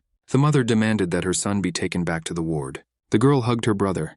She asked her mother if what she just said was true, that she is not interested in other people's descendants. Will their family just be bystanders and not get involved in anything? Her older brother always said that the emergence of gifted people should improve this world. And now the girl doesn't know where the real truth is. This terrible ghost almost killed her brother, and her mother was polite to him. The mother did not answer, but the maid told the young lady to quickly go to her room and hold her tongue. Now the walls have ears too. The girl thought that she would take revenge on everyone on behalf of her brother. When she was left alone with her mother, she said that her daughter had made 2 mistakes during the fight. The first one did not provide protection and gave the enemy the opportunity to harm it. Secondly, she did not call for help to help her save her brother. This was the answer the mother gave to all her daughter's questions. Shan Yue excitedly asked Qin Tan to describe to him the premises of the divine prison that he saw. It was a cage-like place with several pillars surrounding the sleeping area, and underneath there was a swimming pool. The liquid in the pool looked like magma. Qin Tan still remembers her disgusting smell. Shan Yue saw with his own eyes how hot magma appeared under his feet.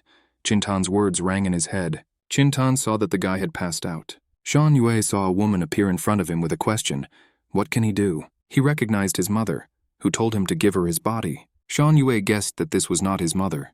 The woman said that he was right and extended her hand to him, smiling cruelly as she did so. She turned into his dark double, who pointed a gun at him and told him that he was Shan Yue, and shot the real Shan Yue in the head. He did not have time to dodge the bullet.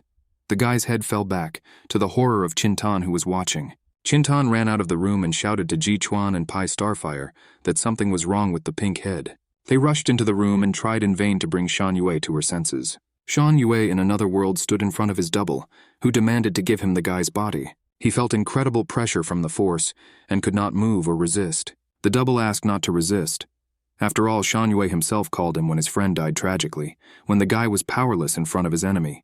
He replaced Shan Yue, who was so weak and cowardly, and only a double can win the coming war. Let Shan Yue give him his body, and he will definitely not disappoint the expectations of all people. Shan Yue was unable to say a word due to the opponent's strength, and he increased the pressure and demanded consent to transfer the body. The coward has to go. Let him hurry up. Screams came from behind the door where the 2 twins were fighting. The double tisked in annoyance. Too many people are trying to stop him. In the room, Shan Yue's friends were vying with each other to wake him up. Pai Starfire suggested that Ji Chuan gave the guy's brains with his lightning, and he became completely stupid. Everyone screamed at the same time. The double suddenly disappeared, and Shen Yue heard his last words that they would meet again soon. The guy woke up and abruptly grabbed Ji Chuan's hand. He yelled to Liu Jichuang. He jumped from such an unexpected cry. Right off the bat, Shen Yue demanded that the guy fight him. Ji Chuan decided that he had really suffered a severe electric shock, and Pai began to feel his forehead. The temperature seems normal. Shen Yue shouted that he was completely normal. He needs strength, but it awakens only during battles. Fight him immediately. Pai and Zichuan could hardly contain their laughter. So overestimate your strength. It would be okay to overestimate it, but he simply insulted Ji Chuan. Of course, there is nothing wrong if Ji Chuan helps the boy with his training. It will make him realize the harsh reality. But the enemy is advancing, and his strength must not be wasted. Ji Chuang thought that he would not waste any strength training with this weakling. It will all end with the warm-up. Qin Tan got into the conversation and said that he knew a great place for fighting. He took them to this place, and Pai gave Shen Yue instructions before sparring. You have to be careful so that this monster doesn't finish him off by accident. Shen Yue needed this. Only when death is at hand can he get what he wants, and he really needs to become stronger and as quickly as possible. Pai stayed to watch the fight and thought she was in the right place. Shan Yue took a fighting stance. Where to expect the blow? The enemy attacks from afar or comes closer. He realized that he needed to calm down and concentrate. Then he would be able to predict his opponent's movements. First, you need to understand his fighting technique. Liu Jichuan was calm and decided to add an atmosphere to the fighting arena. Electric charges surrounded him, and a sphere shining with electricity sparkled above the fighters. She lowered herself and covered the guys, leaving the spectators outside. Pai cursed and rushed to Shan Yue's aid, but the sphere beat with current and did not let anyone through. Pai was very scared for the boy. What will happen to him now? Ji Chuan laughed. Now the boy will see what it means to be a real esper, who is on a completely different level than others. Is Shen Yue ready to be skinned now? Shen Yue was determined to resist. A breeze whistled near his face, and Ji Chuan suddenly appeared next to him. With one movement of his hand, he threw the guy far back. Shen Yue fell to the ground. His level was not enough to even consider the enemy's movements. And the opponent fights with one hand. Sichuan laughed openly. Let the kid hang in there, he hasn't even started yet. Pai tried to open the sphere, sending an ocean of flame at it. Qin Tan had seen many espers, but this was the first time he had met one as terrifying as Liu Jichuan. There was not a scratch on the sphere, no matter how hard Pai tried. The girl replied that after all, this goat is closest to God. 16 years ago, when she came for the ranking assessment, the entire hall was full of electrical discharges. People felt monstrous pressure and asked whose power it was that could not be stopped. The name appeared on the board, Liu Jichuan. The rank has not yet been determined. The system could not evaluate his rank, which was close to divine. Everyone was waiting to see what verdict the system would give. Pai was waiting for this too. The system issued a gold rank. People breathed a sigh of relief. How would the Lin clan handle divine rank? Immediately everyone fell silent and stopped discussing. The doors of the room where the testing took place opened, and a boy came out, completely shrouded in electrical discharges. She and Pai made eye contact, and Pai admired the boy's strength. At this time it was the girl's turn to take the exam. When she entered the room, she thought that she could not give in to him in strength. Qin Tan became worried. If the girl says that Jichuan is so strong, then Shan Yue will not last more than a second. Pai was worried about something else. Enemies could appear at any moment. If they show up before the guys finish, the consequences could be unimaginable. Qian Tan replied that he would keep watch at the gate, and if espers appeared, he would report. Pai didn't understand why the man was helping them. The guy replied that so many espers arrived in the exiled lands for the sake of Shen Yue. Doesn't this mean that the boy will change the world order? The Black Rings also want to see this world differently. However, maybe you shouldn't pin your hopes on this guy. He went to the gate, promising to call if anyone appeared. Shen Yue lay on the ground and thought how good it was that Liu Jichuan was not an enemy. And then again a double appeared in front of him, who pressed him to the ground and said that if the guy did not give him the body, he could not do anything. Let him quickly agree to transfer the body, otherwise it will be too late. Shen Yue didn't expect to meet this bastard here. And the double continued that he knew what the guy was thinking about. He is tired of being an ant. He wants power, the same as Liu Jichuan has. He is a pathetic worm. Faced with reality, must beg his double to move into his body. What's the point of resisting for so long? When he falls into the clutches of the espers, what will they do with him? Shen Yue will wish for death, and they will treat him like his mother. They will lock him up, and an infinite number of people will line up to drink his blood and taste his flesh. He needs to rely on his double. He will be able to take revenge and destroy every esper and wipe them all off the face of the earth. Shen Yue was hooked on the word, everyone. The double was never him, otherwise he would not have forgotten his words. Several years ago, he and Ah Chun were present at a festival organized by the Cross Gang. An elderly gang member approached them and gave them his food. Ah Chun asked how the man himself could manage without food. He replied that he was already old and did not eat much, and they would pay when they joined the Cross Gang. Shen Yue asked his friend if they could stay here.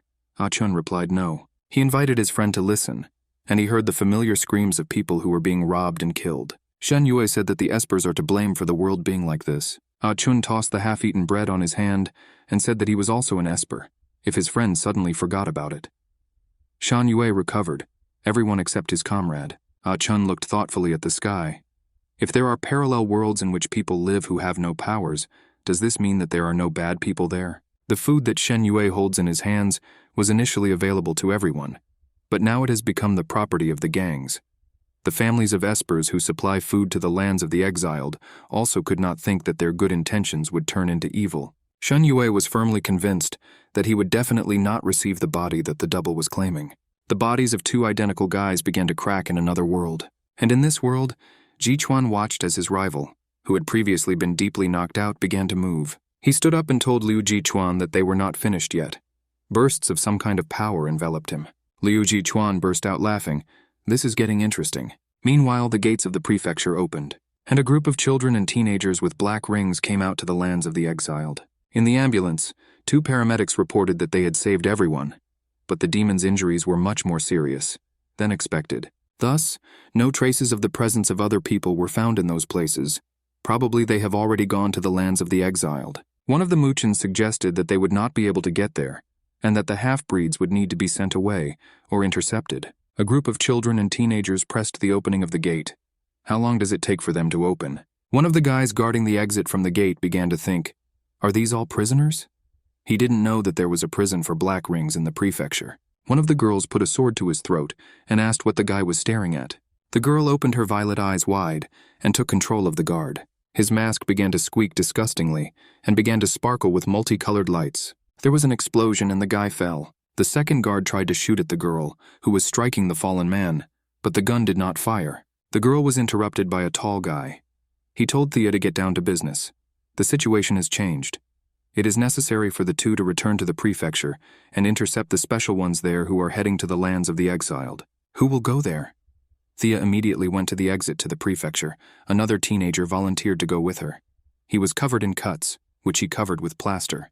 The guys ran together, and the rest of the group went to the exit to the lands of the exiled. A guy with a golden ring was running around the prefecture, jumping from one building to another. He ran past the factory and had a long sword in his hands. Having reached the place, the guy carefully pulled out his sword and sheath. A boy with a cut face sat in a factory warehouse and drew something on the floor.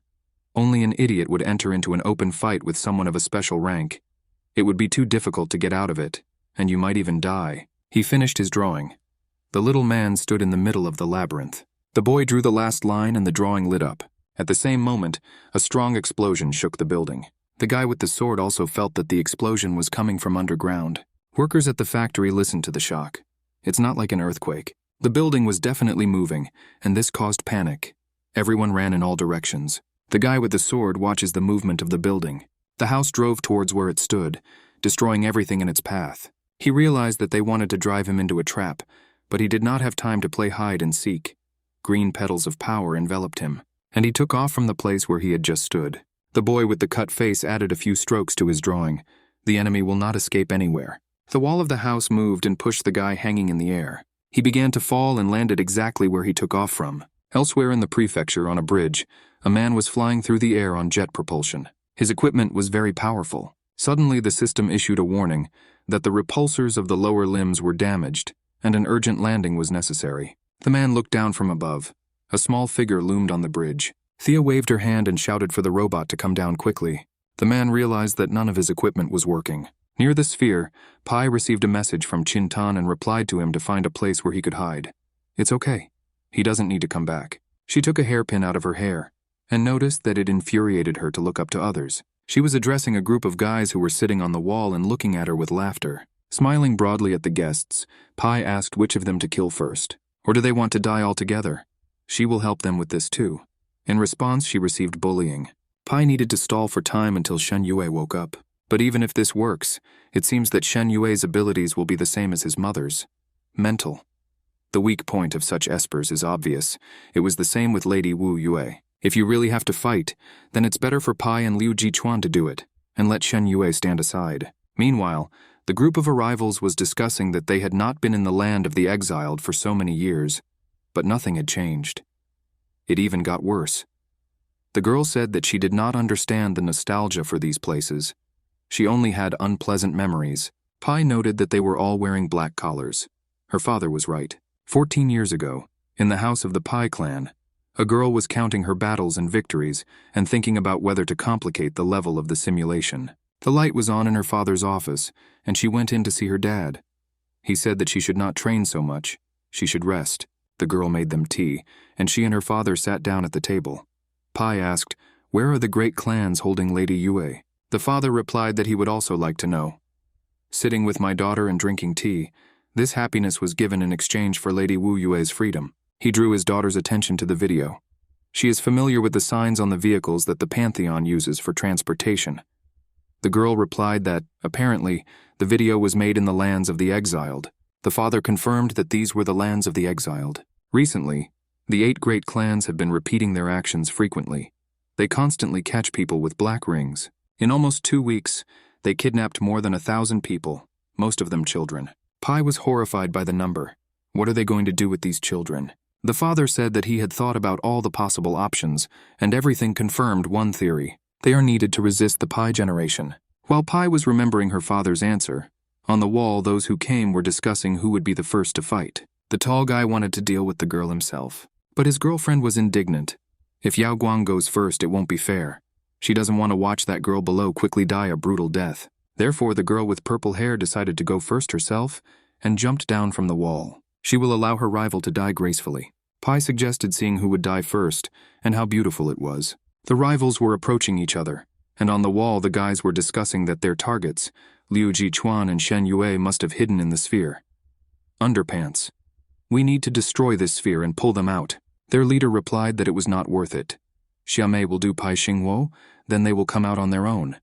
Yao Guang will take care of Shen Yue and the leader Liu Jichuan. He must finally find out who is stronger, this divine guy or they who have tasted God. In the sphere, Shen Yue understood that the double had almost taken over his body, but thanks to this, the guy now sees everything clearly. To Liu Jichuan's amazement, he slapped his hand on his cheek a couple of times, and he shouted for his opponent to attack. Now he won't miss a single blow. Jichuan attacked, but where the electric discharge hit, Shen Yue was no longer there. His strength alone was not enough to dodge all the enemy's attacks, but knowing in advance the trajectory of his attacks, he can change everything. His black-eyed counterpart was right. Shen Yue is just an ant, but let him not forget that if it weren't for the 18 years of despair in which he lived, the double would not have existed at all.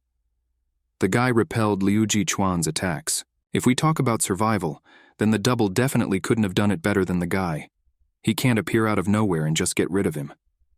The attacks came one after another, and Shen Yue fell once again.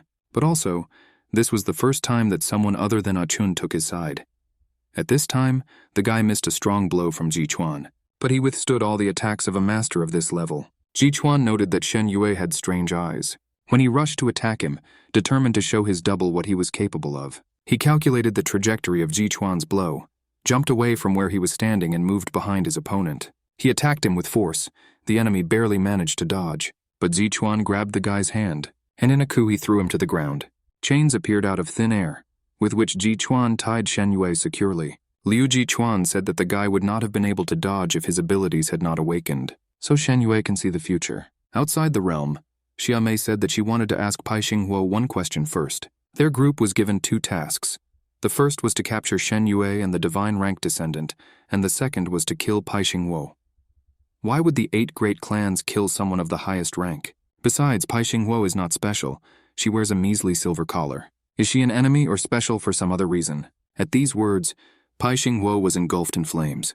A worthless silver collar? CMA realized that she had said something wrong, and at the same moment a large tongue of flame attacked her. She barely managed to dodge. They were chatting so nicely, and this fool ruined the whole atmosphere. Pai was in turn surprised that she aimed straight at her opponent's head, but missed. She sent fire bombs one after another at CMA, but she deftly dodged them. Silver needs to work on her accuracy. Nothing could prevent CMA from approaching the girl within striking distance, but Pai Xingwo blocked it with her hand. CMA did not stop attacking the girl, but Pai Xingwo managed to break free and break the distance. She in turn attacked her opponent with a fiery shot, and again the line flew past the target. CMA also managed to mock the girl. She understands that she experiences a feeling of inferiority, because in the eyes of golden rings, everyone else is squalor. Pai Xingwo told her to shut up and struck her. Xia Mei ducked under her hand with a laugh and went downstairs. At this time, Pai Xingwo felt that someone took out a gun and aimed at her. She shouted that she didn't like people who attacked from behind. The audience had to remain spectators.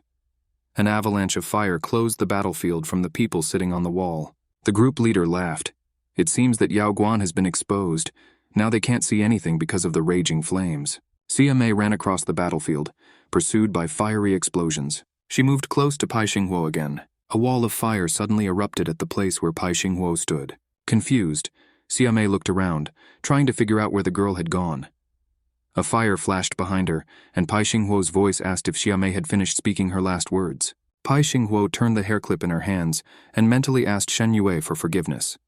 She would really like to stall for more time, but now she must end this fight as soon as possible. This girl got her. The flames behind Pai Xingwo flared up more and more. Xia Mei didn't have time to do anything. She could only watch as a terrible force flew at her. Pai Xingwo asked her opponent how it felt to be defeated by a measly silver ring. But suddenly Xia Mei burst out laughing. She had to admit that Pai was the best among the silver espers. She laughed, and the fire engulfed her more and more. The boy on the wall was worried about little sister Xia Mei, and Yao Guang replied that there was nothing to worry about. This part of the battles was Xia Mei's favorite. The group leader also said that there is nothing to worry about. This Pai Xingwo is already a corpse. At the research center in Cell 13 of the Western Bloc, the video surveillance systems failed. Several people went to see what happened there. They were told to be careful. This guy had already passed the transformation stage. 2 guards entered the box and approached the man lying on the bed. The man instantly jumped on one of the guards, and he grabbed his ear with his teeth.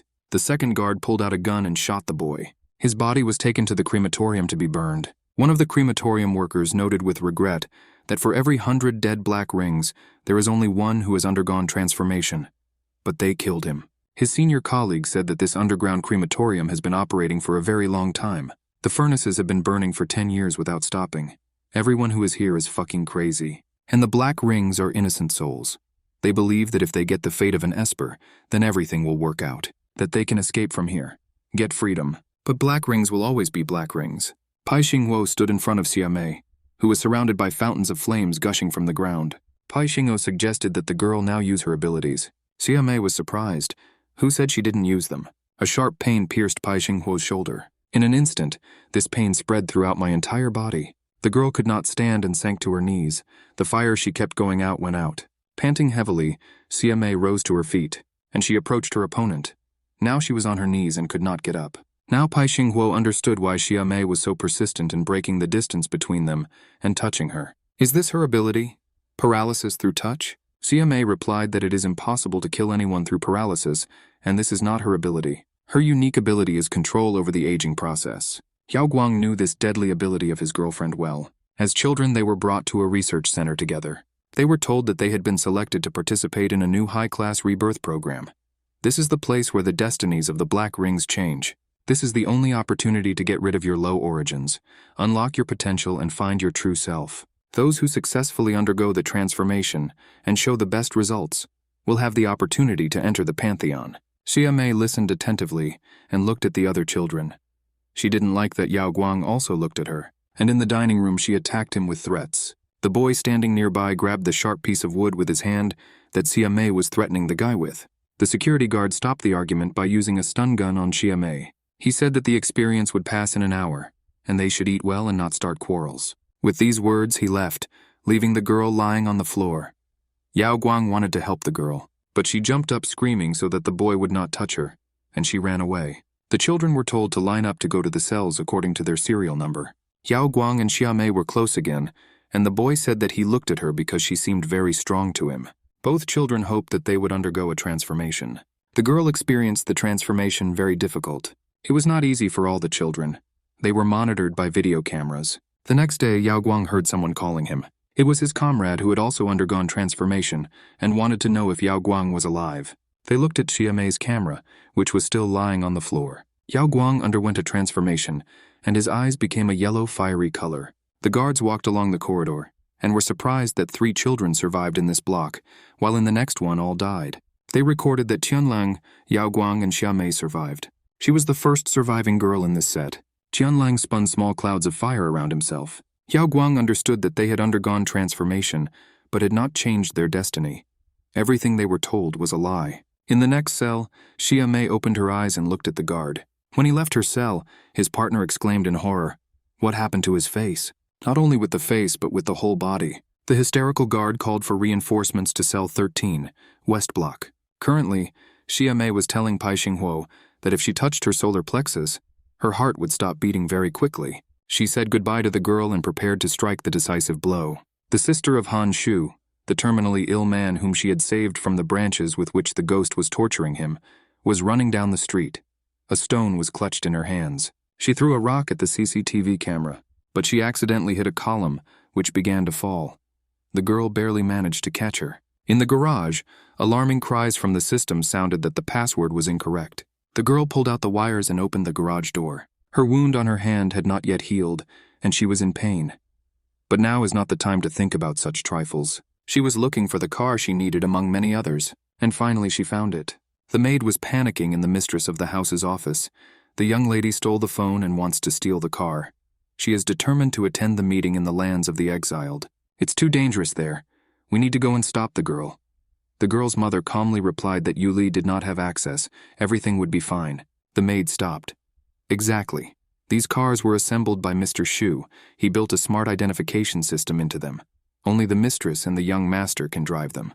The hostess pressed a button on the panel. Yuli was trying to start the car without a key at that moment. She saw in a movie that you need to short-circuit 2 wires. Suddenly the doors of the car that was parked nearby swung open. The mechanical voice said that the Yuan Ye system had been activated, and the user had been changed from Han Shu to Han Yu Li. It was her brother's car.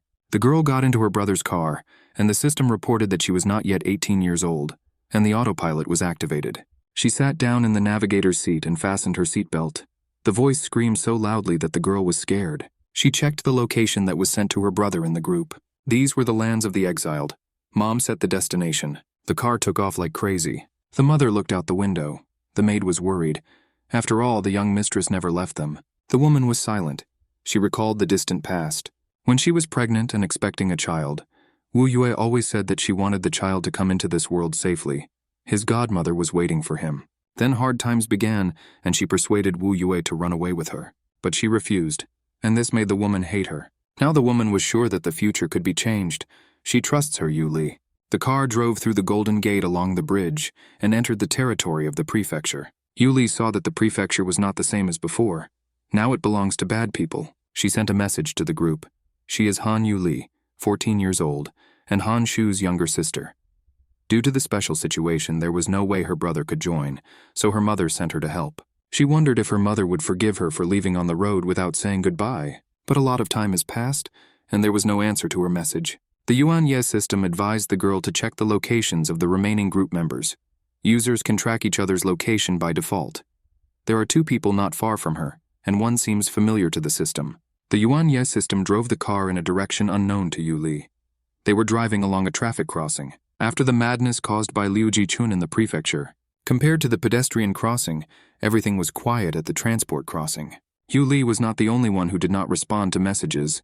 A boy with a cut face sat on the floor of the building and wrote that he easily managed to get rid of a special rank, and he wants to talk about it. Suddenly a chill ran down his spine. He looked at the figure drawn on the floor. She was still surrounded by walls, but how long has it been since she moved? Birds began to hit the window. The guy shuddered. He looked up and his face distorted. It was impossible. A guy with a gold ring around his neck flew into the broken window along with the birds. He walked up to the guy sitting on the floor. He couldn't understand how the bastard got out of his trap. The young man replied that the enemy decided to intercept him on the territory of the plant, in a place where ordinary people gathered. Therefore, he thought that his ability was only in the ability to sense and direct flows of power.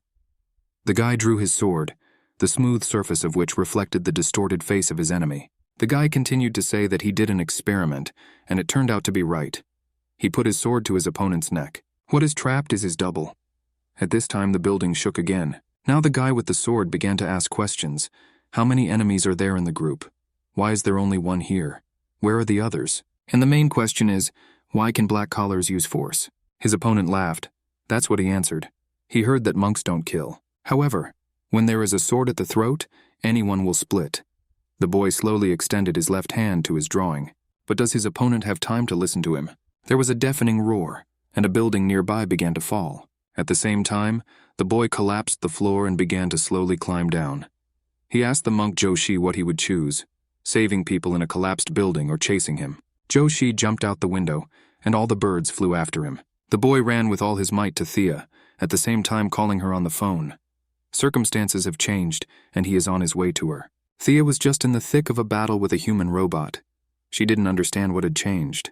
Let her partner run, as long as he doesn't interfere with her fun. Despite the number of blows, to Thea's surprise, the robot man, as she called him, still held on. The system was broadcasting that launching repulsors of the upper limbs was impossible. Joshi was flying accompanied by a flock of birds. He asked them to show him the way to the black collars. Faster than lightning, he rushed through the destroyed factory, helping everyone he could find. His movements were lightning fast. He needed to hurry. In the blocked compartment, people tried to open the door, but there was a blockage outside and they were unable to do so. Soon they will suffocate here. People were close to panic. Suddenly outside the door, they heard a sound like a bird chirping. The door opened and a flock of birds flew into the room. They grabbed people by the clothes and carried them out of the death trap. Waves of power enveloped them. Birds brought people to safety. People thanked Joshi for saving them. One rescued woman screamed that she had lost her child, whom she had secretly taken to work. There was no one to leave him with at home, and he himself would have died. The building began to fall. Everyone was numb. The mother's grief could not be expressed in words. Joshi asked where exactly the child was.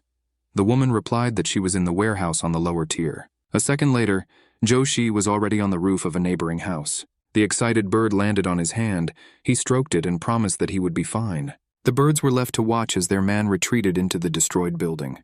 When he got there, the building collapsed completely. While Yu Li was sending a chat message, Zhou Shi's phone broke. The robot man had problems. Pai couldn't read the message. Zimei had her phone. And Shen Yue and Liu Jichuan fought in the sphere. Everyone was busy. The destroyed lower floor of the plant was flooded with water. A little boy stood on the shelf, looked at the rising water and called for help. If this continues, he will drown. The boy decided to try to get out to the first floor and move towards the hole in the ceiling. He managed to grab the edge of the hole, but the concrete could not bear the child's weights, and part of the ceiling collapsed. The boy fell into the water. The water was cold. The boy choked and screamed. He called his mother. When it seemed that everything was over, Zhou Shi managed to snatch the boy from the water. The child was already unconscious. Holding the boy tightly to himself, Zhou Shi flew out of the dangerous place. On the roof, the woman stared at the broken factory building. Birds circled above him and no one appeared from there. Suddenly, a piece of concrete and brick flew into the air, and Zhou Shi appeared from the opening with a boy in his arms. The child had already come to his senses and said that his name was Xiao Chu. Now that they're out, Zhou Shi told Xiao Chu to find his mother himself, and his savior still has a lot to do. Xiao Chu was very brave, and of course he could find his mother. The whirlwind of power carried his savior far away.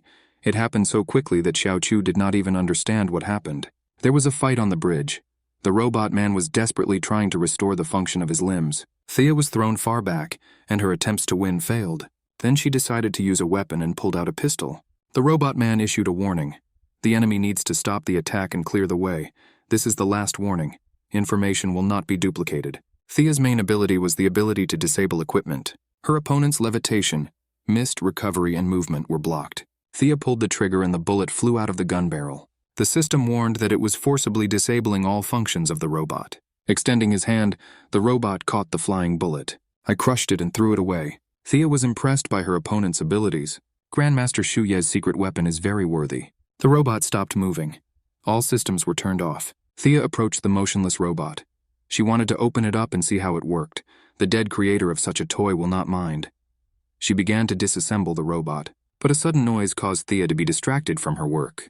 A car flew onto the bridge at insane speed. Yu Li jumped out of it without waiting for a stop. At the same time in the realm, Jichuan told Shen Yue that if his abilities had not awakened, he would not have been able to predict his attack. The mission was completed, and Liu Jichuan was about to leave the sphere. Terrible images flashed through Shen Yue's head of Jichuan falling under a lightning attack, and Shen Yue himself cannot help him in any way. He shouted that the guy should not go out under any circumstances. Jichuan calmly asked what the guy saw. Shen Yue did not hide the truth. He will be killed immediately. Liu Zichuan will die. The guy was sure that Shen Yue's abilities had not yet fully awakened, and he saw everything wrong. But Shen Yue insisted that he saw everything clearly, although only for a moment. Zichuan did not listen to the guy's advice. He walked towards the exit. He couldn't wait to see what was out there. Qintan's assistant Anlei hid near the scene and watched everything through binoculars. He conveyed to Qingtan that the course of the battle had changed dramatically. The black one finished the silver one so that it couldn't resist. He hurried Qintan. If he doesn't get here soon, there could be a disaster. All their efforts will go to waste. And Liu saw how the black one was about to kill the silver one. At that time, Qiantan and his assistants were robbing a bandit food warehouse and distributing it to people. The assistant shouted into a megaphone that the black bears had even more in store in the port. Whoever wanted to grab their piece should follow them. People fought for food. Everyone wanted to take more for themselves. One of the guys told Qiantan that if Madame found out that they had leaked the place where the supplies were stored, she would definitely kill them. But Qiantan was not thinking about that. Pai Xingwo could not defeat the black collar. It's too weird. There must be black rings on these guys just to divert attention. Even if the Supreme One lost the battle, there would only be one end for all of them. He gave the command to move forward. To hell with it. Len will do what he has to do. Xiamei leaned over Pai Xingwo. She always thought the moment before death was beautiful, because in that short moment they become equal. Even the most powerful esper is unable to escape his death. Pai Xingwo had difficulty saying that she wanted to know the girl's name. Xiamei was surprised. Why would a corpse know this? Pai Xingwo's eyes closed. In the deep darkness, she heard her father's voice calling her. Everything started spinning around her and she woke up in her room. Her head and arm were bandaged. She decided that after death, it was unlikely that wounds would be bandaged. It seems she survived. She got out of bed and walked over to the table where her hair clips lay. They were broken in half. Cheerful voices sounded outside the window. They argued about who should fertilize the beds today, and simultaneously said that they were waiting for this girl to come to her senses. The man said that if the girl woke up alone, she would feel even more restless. The woman replied that her husband was just lazy. Pai Xinghuo walked to the window and saw the silver woman punishing the golden man. The man saw that the girl woke up and was very happy. Pai Xinghuo was wary. She had never met any golden ones who liked to grow vegetables. Together with the man, she went to the garden. She asked him why he saved her. He replied that it was very disappointing to leave this wonderful world at such a young age. Pai Xinghuo said that she had no reason to live. The man turned to her and said that he had no children, and if she did not mind, then from now on she would be his daughter. Let him forget his past and become part of the Pai family. She will no longer have to be afraid. No one will know that she is still on the territory of the pantheon. Pai Xinghuo asked if the man was afraid that she would bring a lot of trouble to the Pai clan. The man replied that if it bothered him, he would not have brought her here. Pai Xinghuo asked what he wanted from her in return. The man replied that she would have to protect one child, just like her. A child with unlimited possibilities. One day she was helping a man in the garden. How I saw a fallen bird among the beds. The girl picked it up and saw that the bird was in great pain and was dying. The man took the bird from his daughter, and his hands lit up with warm fire. The girl was afraid that her dad wanted to fry the bird, but he laughed. Of course not. The man's hand glowed more and more. He said that all higher espers can control certain elements: gold, wood, fire, earth, wind, current, and even sound.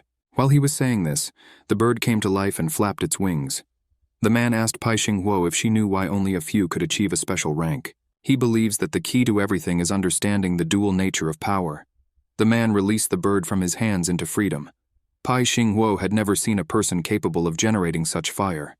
Is he the resurrector? This flame does not hurt but heals? If you perceive fire as a destructive force, then it becomes a deadly weapon. The flame around the torment changed and became menacing. But where there is death, there is life. If you look at him as a creative force, he can save her from mortal danger.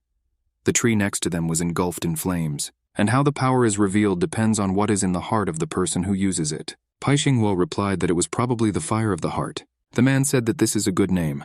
From now on we will call the fire that way. Pai Xinghuo looked after the flying bird and thought that she too had received a chance for a second life. She wanted to learn everything and said she was ready to train. He and his father started training, but not everything worked out right away. Days and weeks passed.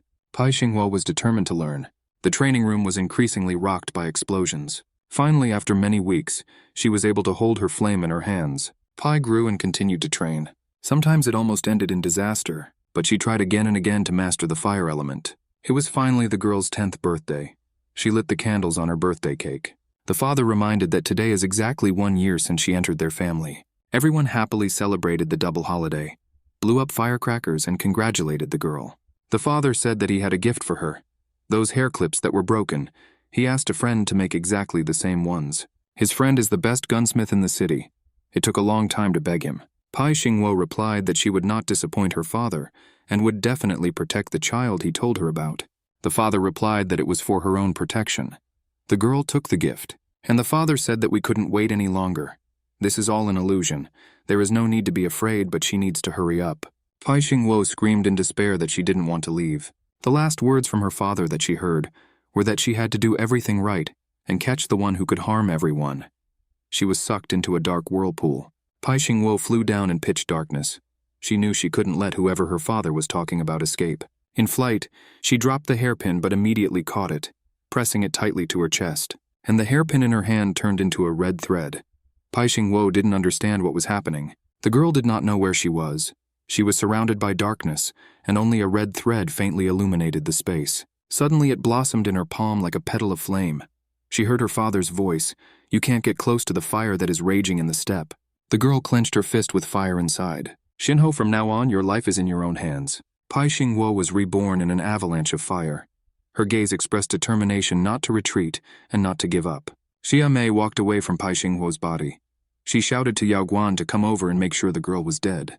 Yao Guang noticed something was wrong and shouted to Xia Mei, trying to draw her attention to what was happening. Pai Xinghuo's hand grabbed her opponent's leg. There was a fiery explosion that blocked the view of the spectators. The guys in the sphere also heard this explosion.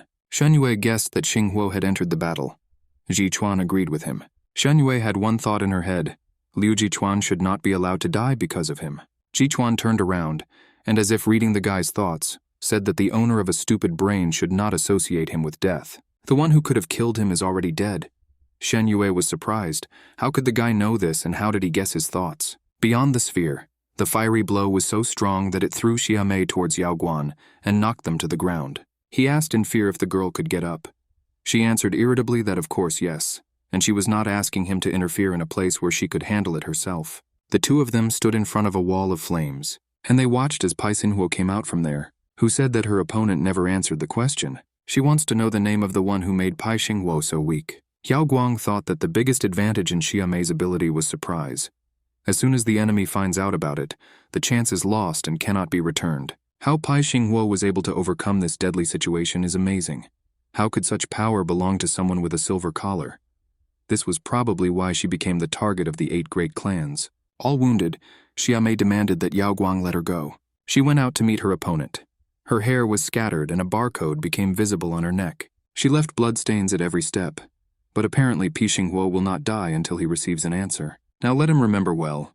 Her name is Xia Mei. Pai Xinhuo laughed. The too common name does not suit her rival. Xia Mei also laughed. Pai Xinhuo knows better.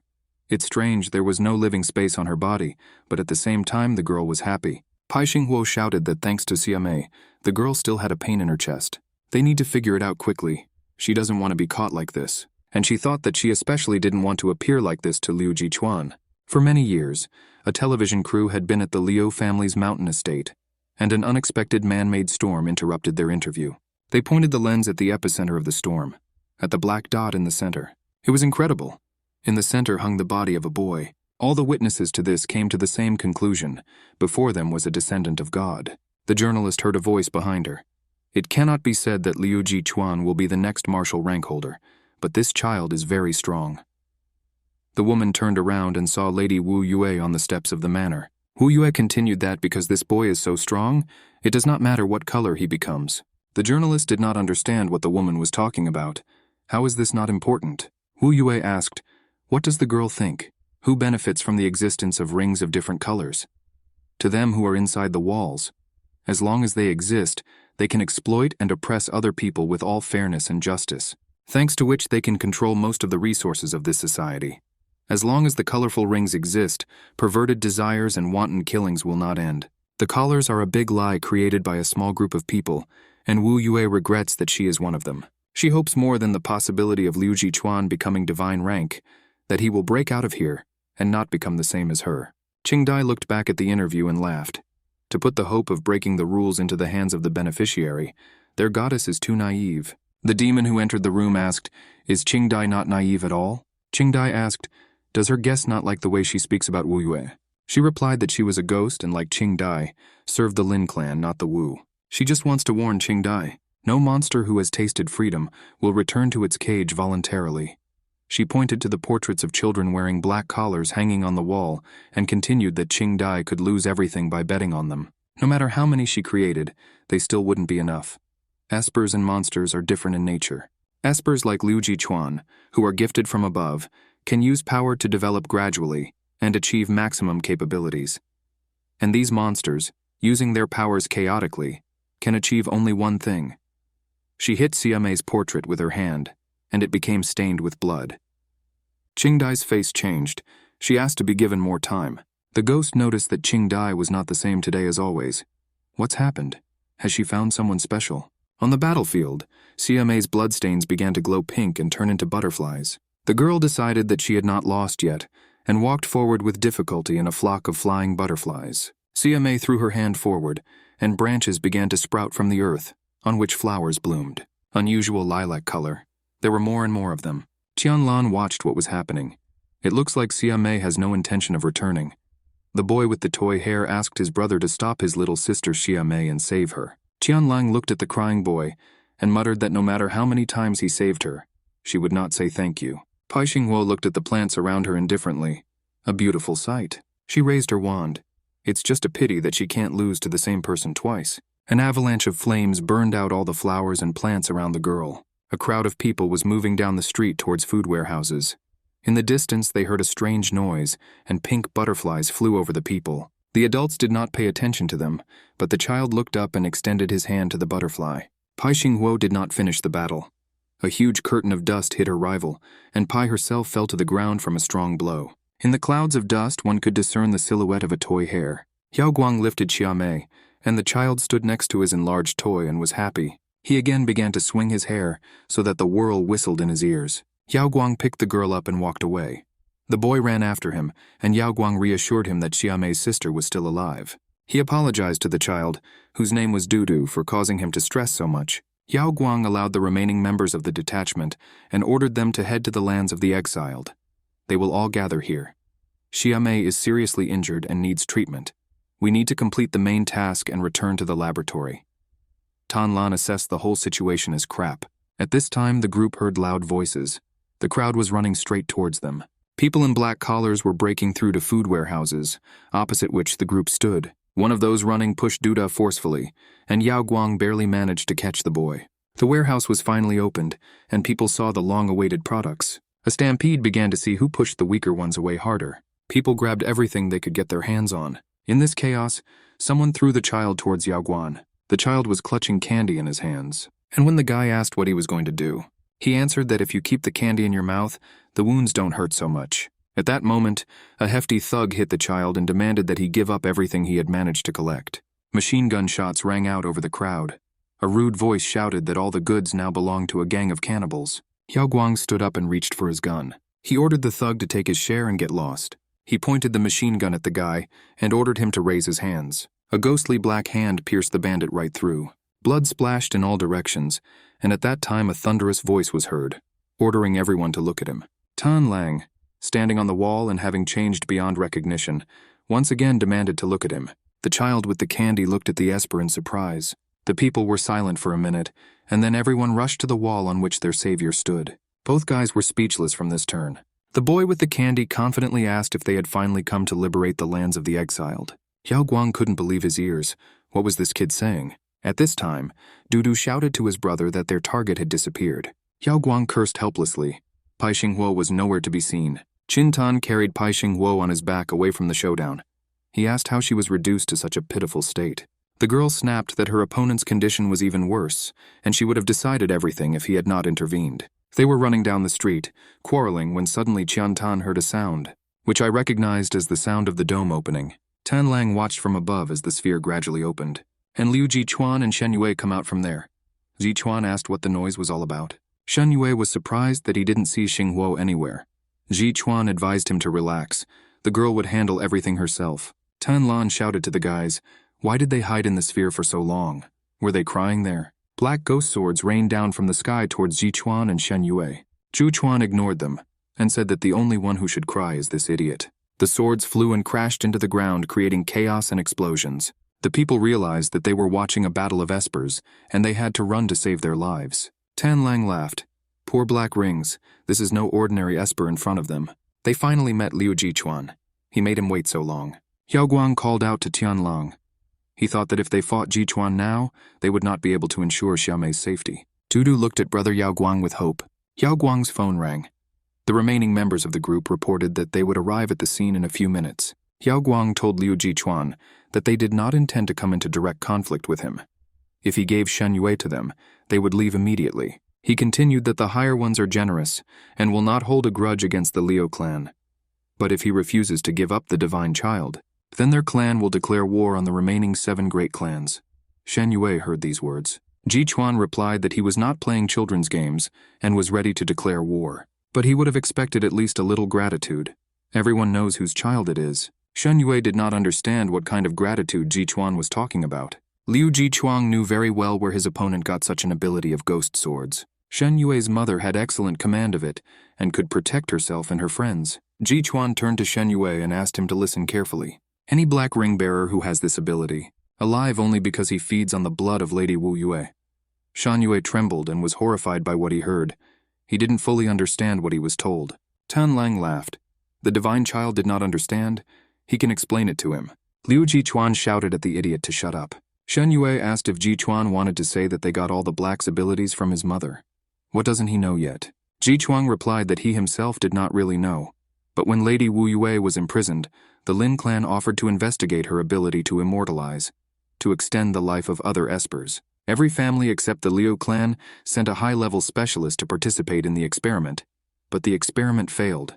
The 7 members received Wu Yue's blood, but instead of immortality, they became something between humans and ghosts. After this, the laboratory decided to experiment on black rings.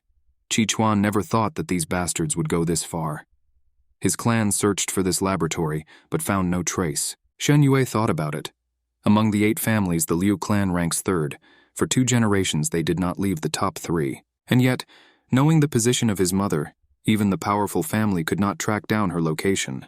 What kind of power does the heavenly city have? Liu Qichuan, Pai Xinghuo. All the people who protect Shen Yue became enemies of the heavenly city. And this is the enemy that the guy has to fight? He lost heart. Qichuan understood the guy's condition and told him not to let anyone shake his resolve. The reason these guys were sent here was to break it. This is their whole game. No matter what laws govern this world, their generation must destroy those laws and rules. Shen Yue was not interested in laws or rules. He continued to dream about his mother. He knew that she was waiting for him, and he would get her out of there.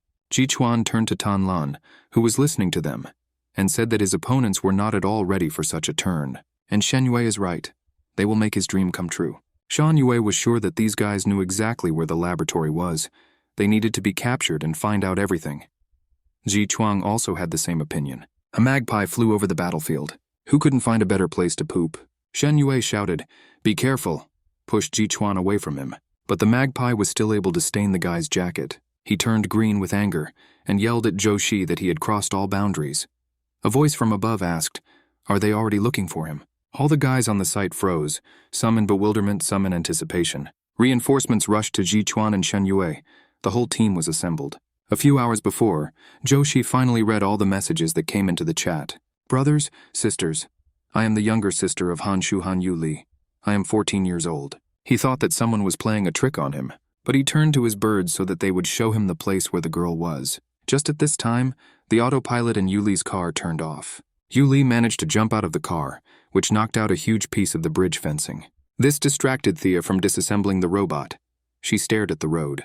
How Yu Li attacked her screaming, so that she wouldn't even think about hurting this man.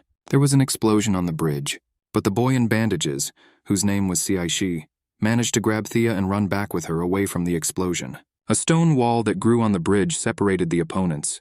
The guys could not believe that a little girl had done this, and Yu Li, for her part, beat this wall with her fist and made big holes in it. She wanted to get to the bastards. At this time, the robot sat down and reported that the system was back in operation. Yu Li was very happy, ran up to her ally and began to say that her name is Yu Li, and when people address her by her full name, she always gets into trouble. The system turned on the robot's vision, which could see through the wall. And the robot's first words addressed to Yu Li were about being careful. Behind the wall, Thea was screaming that the robot was completely under her control, and all she and Cai Shi needed was to unite and kill the girl. Cai Shi replied that if he had come a minute later, she would have already burned. The main thing now is to stay alive. The guy leaned his hand on the ground and used his abilities. Another explosion shook the air, and huge stones flew towards Qi Shi and Tay. The robot held Yu Li's leg and stopped her. They need to hold onto the railings more tightly and not run headlong. The robot released huge iron grips. I used them to secure the car and the bridge fencing. The bridge split. Yu Li and the robot stood on one part, and Thea Sc Shi on the other. Yu Li realized that they were trapped. The section of the bridge they were on could sink at any time, and they had nowhere to run. The system issued a warning that the bridge was badly damaged and would collapse in a minute. The robot calculated the distance that separated them from a safe place. If he gets into Thea's control zone, he will be forced to switch off. For Yu Li, their powers pose no threat. The robot can throw it to a safe place. There is only one chance to find this place. Unfortunately, not all of the robot's systems worked, so nothing came of their venture. Yu Li and the robot looked at the car at the same time. A piece of the bridge began to sink, and Yuan Ye's system nervously announced that it hated water and needed to find a way out. Yu Li had an idea. There is another way to get to the other side. Thea became interested in what these idiots were doing, but Cai Shi dragged her by the hand away from the dangerous place. The feeling of danger never left him, and he demanded that Thea hurry up. She had to leave. At this time, all of Yu Li and the robot's preparations were completed. The girl was sitting behind the wheel, and the robot fixed the car from above. Yu Li pressed on the gas, and the robot lifted the car up. The car took off. Yuan Ye's system screamed that she was afraid of heights, but now was not the time to think about it. Thea and Cai were running away from the bridge when Thea saw the opponent's maneuvers. She was delighted by the simplicity of her opponents, but she was sure that they would not succeed. Let them burn in hell. Thea turned on her ability. Huan Ye's system shut down to Yuli's horror.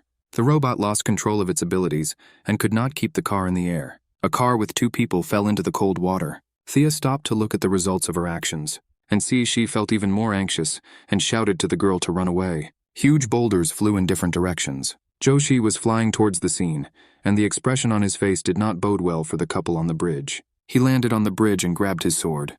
With his strength, he lifted the falling car and saw that Yuli managed to grab the falling robot's hand.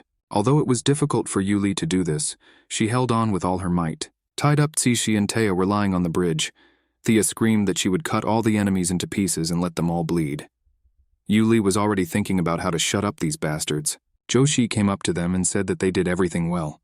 But that's all Yuli could do, and it's time for her to return. Joshi never forgot how Yuli and his brother came to his monastery. Her brother was still healthy then. It was winter. The girl ran to the temple to warm up, and I saw Joshi praying there. She always had the feeling that she should not disturb him. The brother approached her and offered to say hello to Uncle Joshi, but the girl shushed him. The brother said that if she didn't want to call the guy uncle, she could call him Big Brother. He sat down next to his friend and handed him some vegetarian sweets. Joshi appreciated this expression of friendship, but could not accept it. Hanshu replied that Joshi's mother made them and presented them to the family. Hanshu remembered that his friend was sitting frozen in the monastery and decided to bring him sweets to warm him up a little. The aunt also hoped that her son would try what she had prepared. Joshi took the box of food and said with a smile that his friend had won. He asked if Hanshu came to him with the sole purpose of bringing cupcakes. He replied that of course not. He came to chat with Master Joshi. Joshi was surprised. Hanshu said, as if Joshi looked at the fact that he wants to be released from guardianship. At this news, Joshi jumped in place and stared at his friend. Hanshu saw his friend's reaction and said that he was just joking.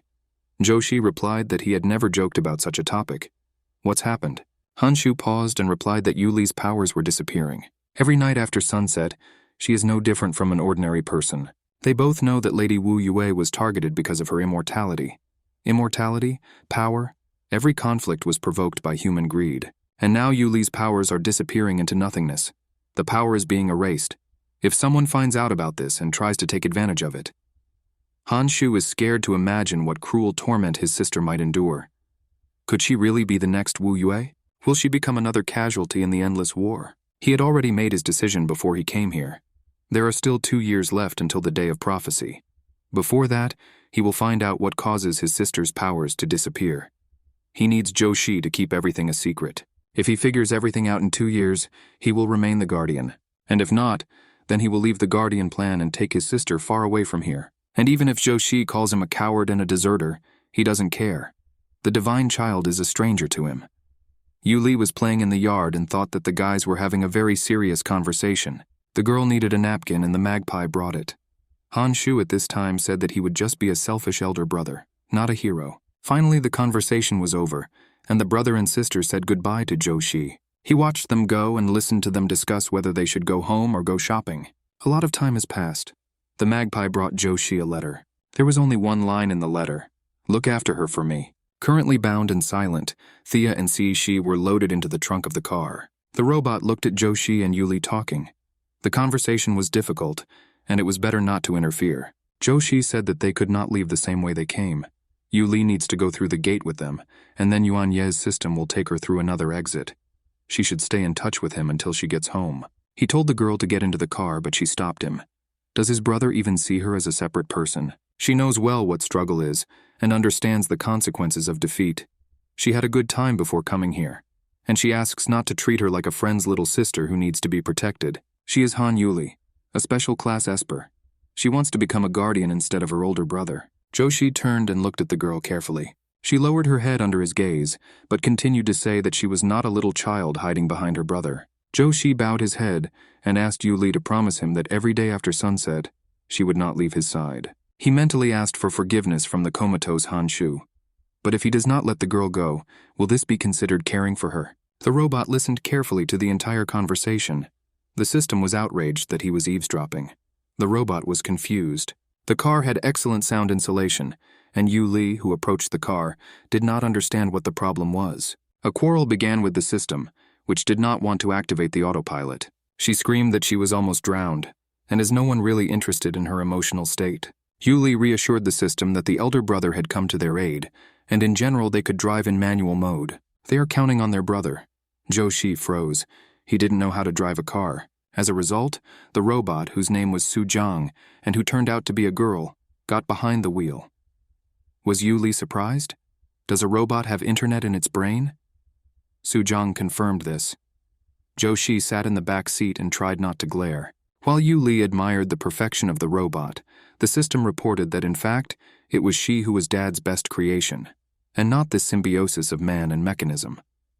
Joshi thought, isn't it the inventor Shu that both of them are talking about? He asked Sujang if she could unlock Xiishi's phone. She replied that of course she could. The car started moving. Far from the events that took place, the guy with the ability of clairvoyance swore that the monsters raised by Qi Qingdai were too weak. She spent a lot of money and the results are bad. He hoped to see the carnage. A voice came from behind him from the pool, asking him to be patient. The creature with the golden collar in the pool said that the scene that the patriarch was waiting for had not yet taken place. The guy turned to the speaker and said that if he knows something, then let him tell him. The man replied that the patriarch himself selected these 6. He continued that his brother never makes decisions without confidence in their correctness. There must be something about these 6 that no one knows about, some hidden characteristics. He clutched the piece of ice that filled the pool in his hands. Thoughts flashed through his head that his brother never said anything, and he was forced to guess. He even transferred control of the laboratory to a non-family member. The same person was watching him closely. Then he gave the order to get rid of the video camera. On the battlefield near the food warehouses, Shen Yue watched in surprise as new faces appeared. It's probably other team members. Sujang informed her comrades that her abilities had been restored, except for slight weakness in the limbs. Her body had no significant abnormalities, and her psychological state was normal. Jichuan looked in horror at the team that came to their aid, robot, monk, and child. Shen Yue realized that his friend was more surprised than him. Yao Guang asked the boy to find Pai Xinghuo. When the boy left, he and Tan Lang were left alone. Tan Lang clenched his fist as Yao Guang's eyes glowed with golden light. The determination to kill all enemies also lit up in the eyes of their rivals. Yuli recognized Shen Yue. She had finally met the guy her brother was so keen to protect. The bound Thea and Xiaishi tried to get free, and Joshi told Yuli to hold the rope tightly, and he asked Sujang to help the girl with this. Liu Jichuan pushed Shen Yue sharply, and he put the guy in a cage with electric bars. Shen Yue's eyes widened. What does it mean? Liu Jichuan turned around and said that it was absolutely safe inside the cage. Don't let Shen Yue worry. Jichuan will be back in a few minutes. Tan Lang activated the black dust ability, and black swords rained down on people from the sky. A group of BVLA people are attacked by a terrible force. Phantom weapons block the sky. Joshi repelled the attack with his sword. He cut the black ghost blades and prevented them from piercing people. Sujang also entered the battle and grabbed swords with her mechanized hands. Their captives lay helpless on the ground. Yuli noticed that the enemy weapon was approaching the bound Qixia and Taya. She grabbed the fragments of stones and threw them at the swords. They won't take their prisoners anywhere. A huge number of ghosts attacked Liu Jichuan, but the guy's strength burned holes in them and they became useless. Liu Jichuan flew up and found himself next to his opponent. Shen Yue stood in a cage that was surrounded by phantom weapons. The ghosts looked at the guy with burning eyes, but could not reach him. Shen Yue thought bitterly that he could not do anything. He was completely helpless. Liu Jichuan and Tan Lang engaged in hand-to-hand combat. There was a smile on Jichuan's face. Tan Lang responded to his blows with no less passion. His black dust attack caused Jichuan to duck and retreat slightly. The guy laughed. If the opponent has any other tricks up his sleeve, then let him use it now and not waste Jichuan's time in vain. His time is very valuable. Jichuan carried out a brilliant counterattack, and the enemy was forced to defend himself and retreat. But Tan Lang immediately took control of the situation and counterattacked the enemy. Who the hell does he think he is? Both fighters were shrouded in the glow of their power. Black dust accumulated in clouds near the fighting guys. After waiting for the right moment, the ghosts attacked Liu Jichuan, but he managed to scatter this black whirlpool of deadly creatures. Yi Tanlan was thrown back by a strong blow from his opponent. Jichuan told the guy not to even think of deceiving him with this accumulation of black dust. In response, Tanlang placed a protective sphere around himself, which well repelled all of Jichuan's electric strikes. Jichuan shouted that he wanted the enemy to pay attention to him instead of hiding. Tanlang attacked him again and again. The black dust mixed with electrical charges. But the enemy was equal in strength to him, and Tanlang was thrown back. The wall collapsed under his weight. He sat down on the ground and cleared his throat. The guy was seriously injured. When he broke through the wall, he ran into a reinforcing rod. He thought that if he had not divided his attention between controlling the black dust and saving his comrades, then Liu Jichuan would not have been able to injure him. With one sharp movement, he pulled the reinforcing rod out of himself. He got up and went to the battlefield. He would allow the bastard to experience this small moment of triumph. Liu Jichuan floated in the air, completely shrouded in electrical discharges. The ghostly monsters always tried to get to the bound Shi and Thea. Yu Li had difficulty holding the captives. Her situation was deplorable. The girl could not stay on her feet from another strong jerk and was pulled along the ground, but she held the rope tightly in her hands. She managed to get to her feet and pulled hard on the rope, throwing the ghosts off. They will not take prisoners while Yu Li is guarding them. Su Zhang came to the girl's aid. She noticed that Yu Li's shoulder was injured, and the girl's face is distorted with pain. Su Zhang asked, when did Yu Li get the resignation? According to her, the wound is getting worse. She will activate the healing mode and help the girl. But Yu Li abruptly interrupted her. Now is not the time to engage in treatment. She tied a rope around the prisoner's waist and demanded that Su Zhang not tell anyone about her injury until the end of the battle, especially Zhou Shi, who was completely engrossed in the fight against Black Dust. Su Zhang had no choice but to decide that in this case, it was necessary to end the battle quickly. Zhou Shi had been fighting for a while now, but could not get past the circle that the ghosts had created. He needed to get to Shen Yue. He clearly saw a guy whose cover was covered in black dust. Shen Yue heard a familiar voice behind him, saying that the guy was extremely pitiful. His double appeared next to him and told him that Liu Jichuan looked down on him. He locked him in this cage, turning him into a helpless observer. What is Shen Yue waiting for? Doesn't he want to prove everyone wrong? He just needs to release a double in his place, and the whole farce will end immediately. Shen Yue replied that he is the weakest here, and Liu Jichuan knows this. Besides, he is the main target. Even if all these people know that he is the weak link in this fight, they focus on a frontal attack against stronger opponents, leaving Shen Yue safe. Isn't this stupid? He looked at the battlefield and saw Yao Guang standing. Shen Yue had a bad feeling. He remembered his prophecy to Liu Jichuan that he would die, and how he advised him not to talk nonsense. With these thoughts, Shen Yue's abilities flared brightly and strongly. His eyes glowed with blue fire. He didn't understand what happened. A red light flashed before his eyes, and he found himself in an unfamiliar corridor underground. He looked around. It looked like it was a destroyed laboratory. The red light flashed and the alarm sounded. He picked up a handful of black dust from the floor, which scattered in different directions. Shen Yue cursed. He must have accidentally ended up in some strange place because he doesn't understand how to control his powers. He needs to find a way out of here. He got to his feet and ran down the corridor. In one of the cells, he noticed a child sitting on the bed. He approached the child and said that this was the Esper zone, and it could be dangerous for the baby. He took the child by the hand and offered to get out of this bad place together. The child continued to sit and did not move. Shen Yue asked if he could go. The only answer he received was the howling of the alarm. Shen Yue cursed, and suddenly everything became quiet. The child, without raising his head, said that since the guy got into the 5th layer of his consciousness, he is not as weak as he seems. Shen Yue released the boy's hand. What is he talking about? Whose consciousness? Who is he? The boy opened his eyes, which glowed with golden fire, and said that he was Yao Guang. Shen Yue needs to remember his name. Shen Yue remembered that he had seen these eyes on the guy on the battlefield. Yao Guang continued that they were both divine children. He grabbed Shen Yue's hand, and he suggested we go chat somewhere else. He doesn't like to stay here. Shen Yue didn't have time to answer. How they ended up in a space filled with light and bright colors. The boy sat down on the sofa, and Shen Yue fell to the floor in surprise. The light disappeared, and the guy saw that they were in a room that looked like an abandoned warehouse. He recognized his home in the lands of exile.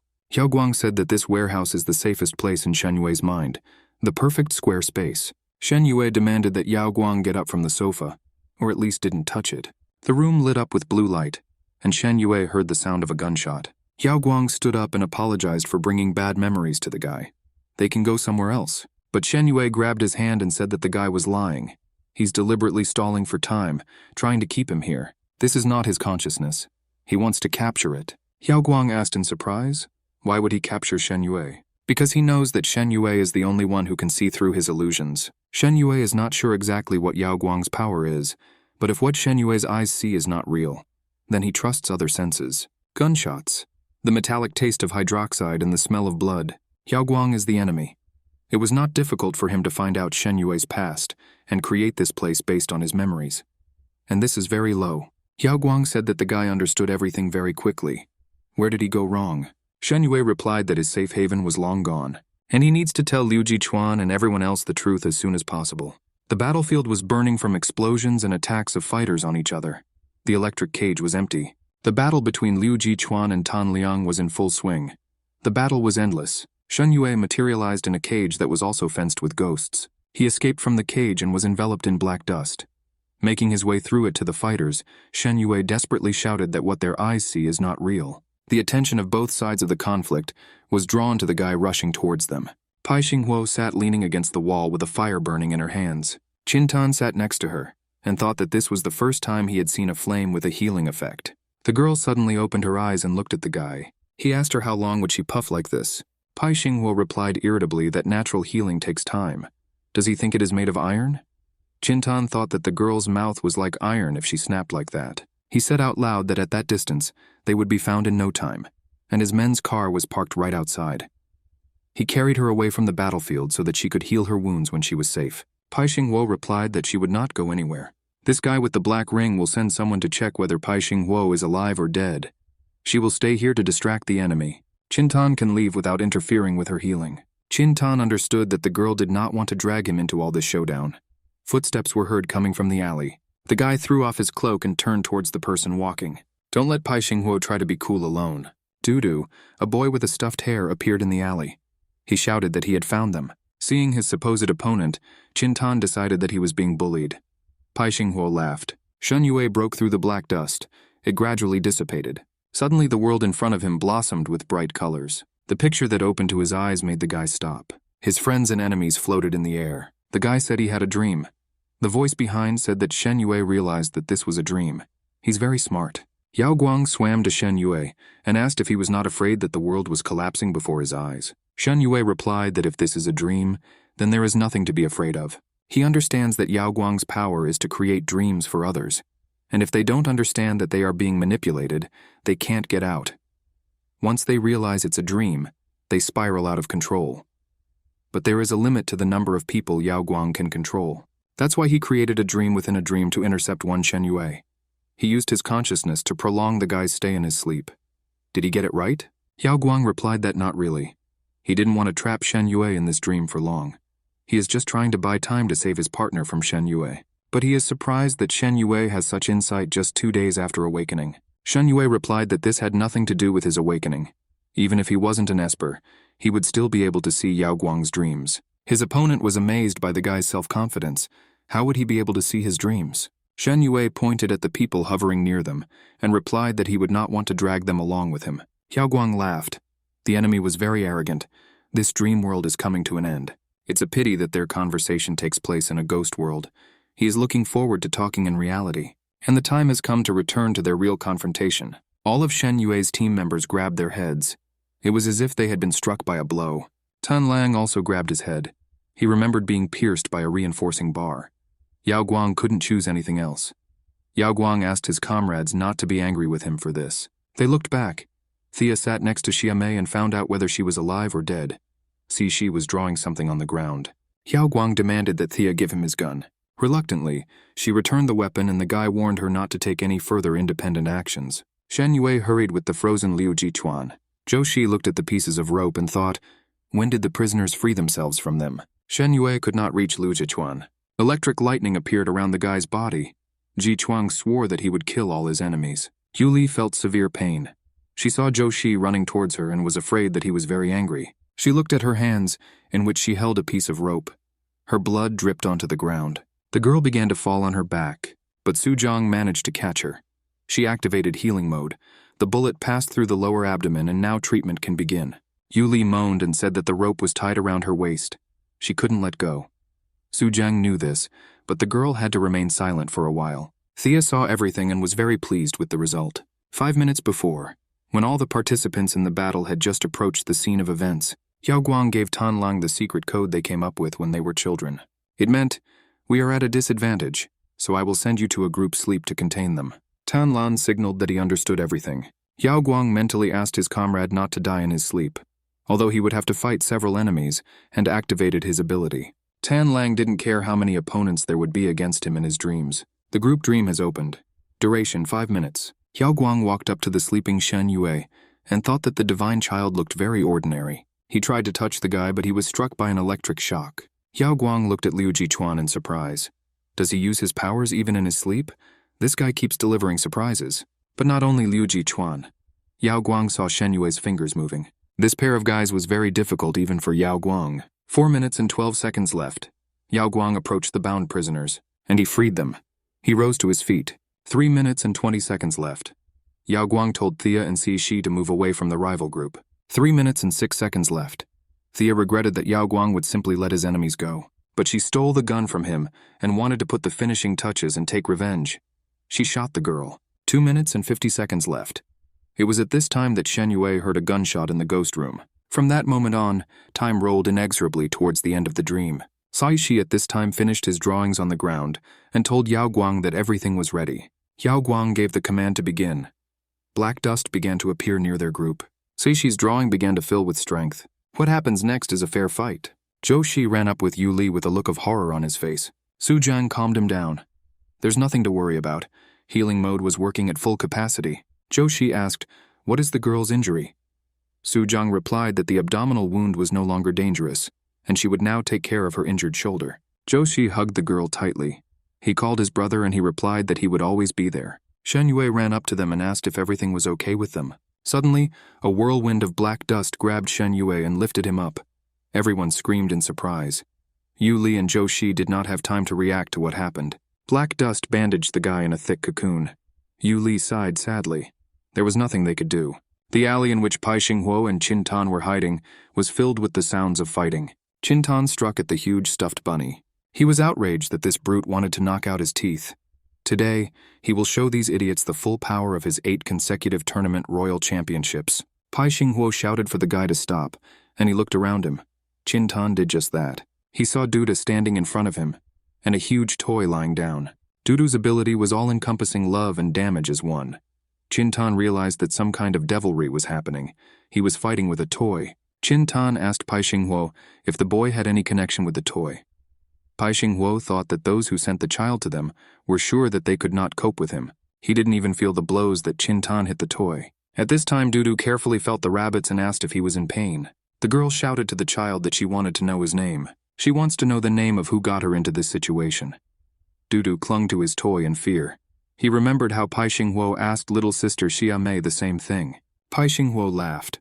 The baby can be sure that she is not beating people up every time she asks them their name. The boy replied that his name was Dudu. Pai Xinghuo asked what his last name was, but the boy replied that he had no last name. The girl said that the boy saw how she beat his sister. If he doesn't want the same thing to happen to him, let him leave. Dudu burst into tears. He can't leave. Yao Guang said that Pai Xinghuo must die and he must complete this mission. Pai Xinghuo replied that he would not be able to cope with 2. Qin Tan confirmed this and told the guy not to think that he would make allowances for his age. Dudu stubbornly replied that he would not leave in any case. The situation has reached a dead end. Pai Xinghuo thought about it. If a boy overexerts his strength, his body will not withstand it, like a plastic cup into which boiling water is poured. She shouted that Dudu was risking his life if he wanted to kill her. These bastards probably promised the boy a bright future? Dudu's hand squeezed the rabbit tightly. He and the entire group were promised that when they killed Pai Xinghuo and brought Shen Yue, the heavenly city would recognize them as superior.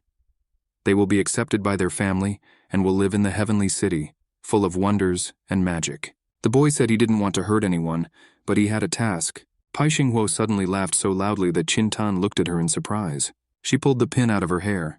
There's no point in continuing to talk. Qin Tan stopped her. This kid is not even 10 years old.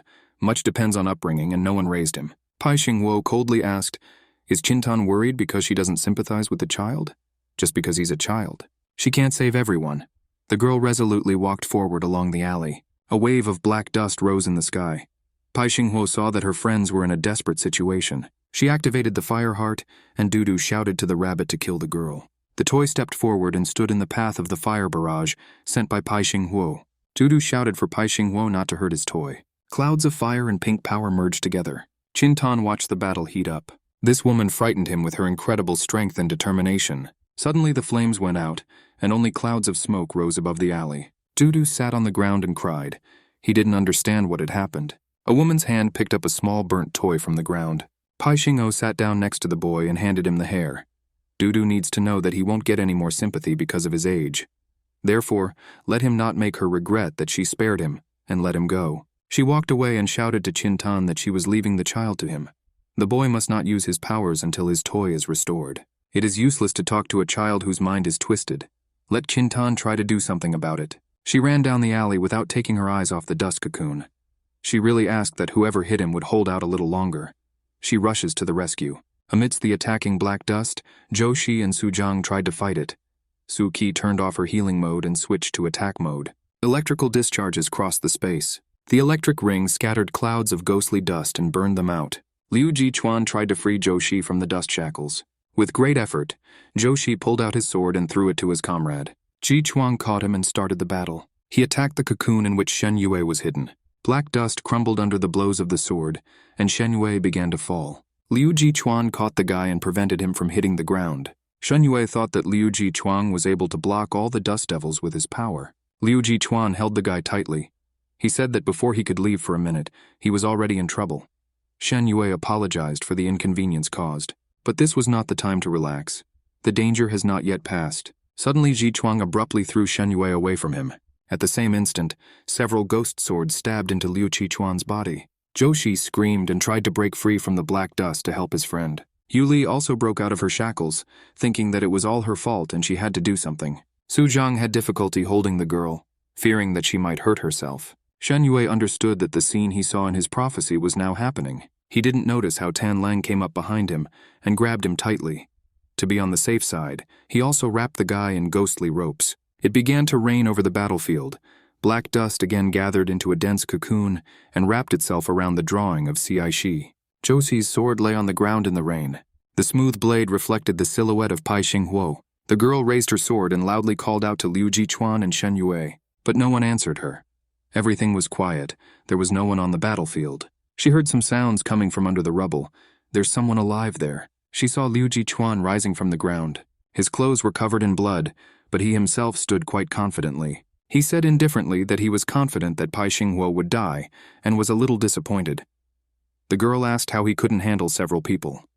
The guy replied that he was upset because his clothes were ruined. Liu Jichuan and Pai Xinghuo looked at each other, and were at a loss for words. What should they do next? They returned to the room they left in the morning. Pai Xinghuo heard about Yu Li's bravery. Ji Chuang was unsure whether the girl would survive after being shot. Pai Xinghuo looked outside. Black dust loomed in the sky, hiding her captives. Shen Yue was there, as well as Zhou Shi and Master Shu's life's work, Su Jian. They were sitting in the room, and Pai Xinghuo said that she hated the rain. It reminds her of the day of her mental stability test. Then there was this rotten, damp smell in the air. She asked Ji Chuan if he remembered this exam. The guy replied that it was so long ago that he didn't remember. There were many wounds on his body and he was in a depressed state. Pai Xinghuo thanked Ji Chuan for forgetting everything. The guy was lying on the bed, facing the wall. After a short silence, he asked Pai Xinghuo if she wanted to know why he was still here when their friends were trapped. She replied that if he decided to rest in such a situation, then there was probably a reason for it. Ji Chuan said that he was afraid. Pai Xinghuo couldn't believe her ears. Even he is afraid? This is disgusting. Ji Chuan continued that he is afraid of what he becomes when he loses control of himself. He remembered driving home in the car as a child. It was getting dark and the sun was setting. The attendant told his father on the phone that the young owner behaved very well. He walked everywhere and did business. Everyone praises the boy for being cute. He's so tired today. The man stroked the boy's head. Ji Chuang seemed to be sleeping, but electric discharges began to envelop him. Out of nowhere, the car in which the man and child were traveling exploded. The man was thrown out of the car by the explosion. The boy ran towards him, screaming desperately. What happened to Uncle Tai? Uncle Tai told the boy not to come near him, and he asked his uncle to allow him to help. The man turned to the boy and shouted at him not to come any closer. He begged the young master not to move or come closer to him. The child stood helplessly among the raging fire. Only those who can control their powers can be considered true ability users. Those who cannot do this become slaves to their abilities. Ji Chuang chained himself to control. His 100% abilities were too destructive. His memories were interrupted by a strong blow from a boot to his shoulder. He jumped in surprise. Why did Pai Xinghuo kick him? The girl replied that she could not sympathize with him. It's like someone complaining that they've eaten too much delicacy and don't want to dine at a 5-star restaurant. Does he have controlled abilities? And how depressed are they? 9%? Does he really only use 10% of his abilities? She started kicking the guy again. She would like to experience the feeling of endless abilities that will never run out. Ji Chuan covered himself with his hands and reminded the girl that he was actually wounded. Pai Xinghuo yelled that he was injured because of his behavior. Does he think he's the only one who lives with guilt? If he doesn't want the people important to him to get hurt, shouldn't he make more efforts to protect them? Why limit yourself? Ji Chuan silently listened to the girl's furious screams. She continued that Shen Yue is absolutely sure that they are risking their lives to save him. How much courage does it take to trust your life to people you have known for a few days? What did they do right? Ji Chuan lives in the past. Stand still. How should they win in this situation, and why are they so confident that they will win? Even if they believe that the rank and color of the ring determines everything, do they have the right to try to change this world? Pai Xinghuo admitted that she also experiences similar feelings, but this does not stop her, and she has not sealed her powers to 10%. And in the end, the one who used his abilities 100% was the weak Shen Yue.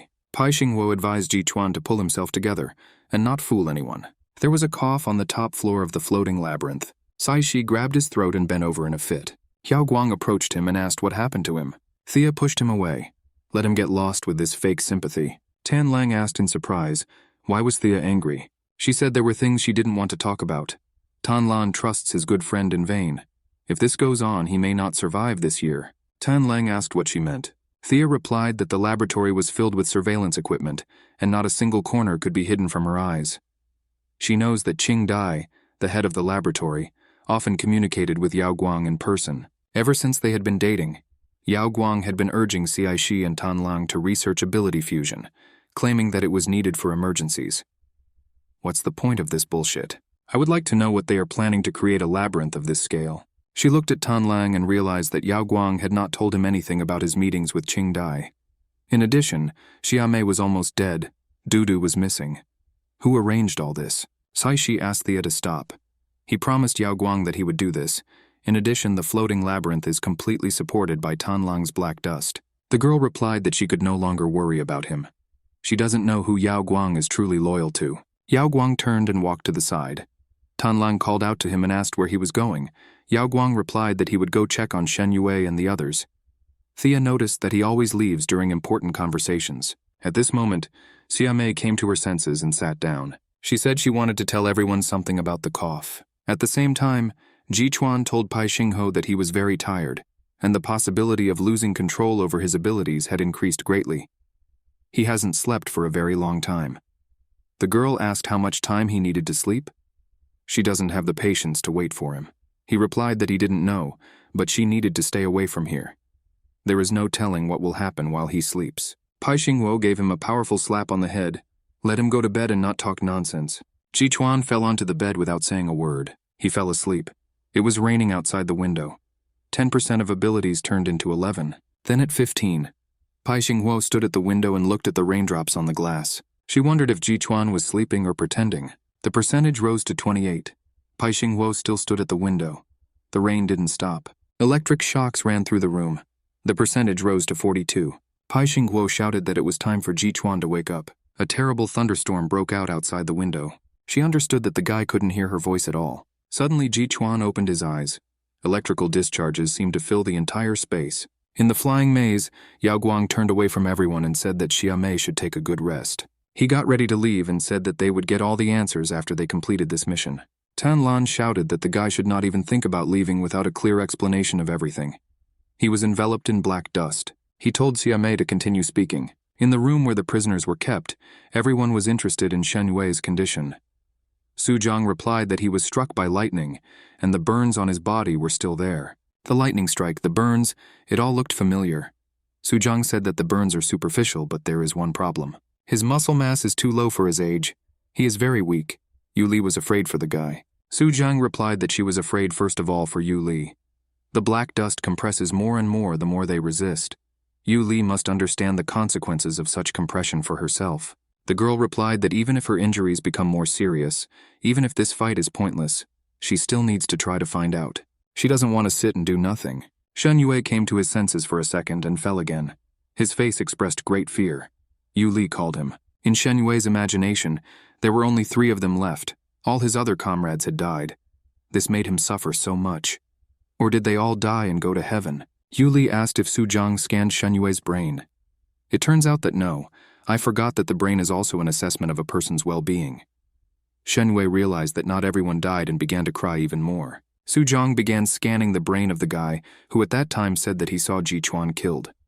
Suzhang replied that at that time, all the enemy's abilities were focused on building a labyrinth and tying up the four of them.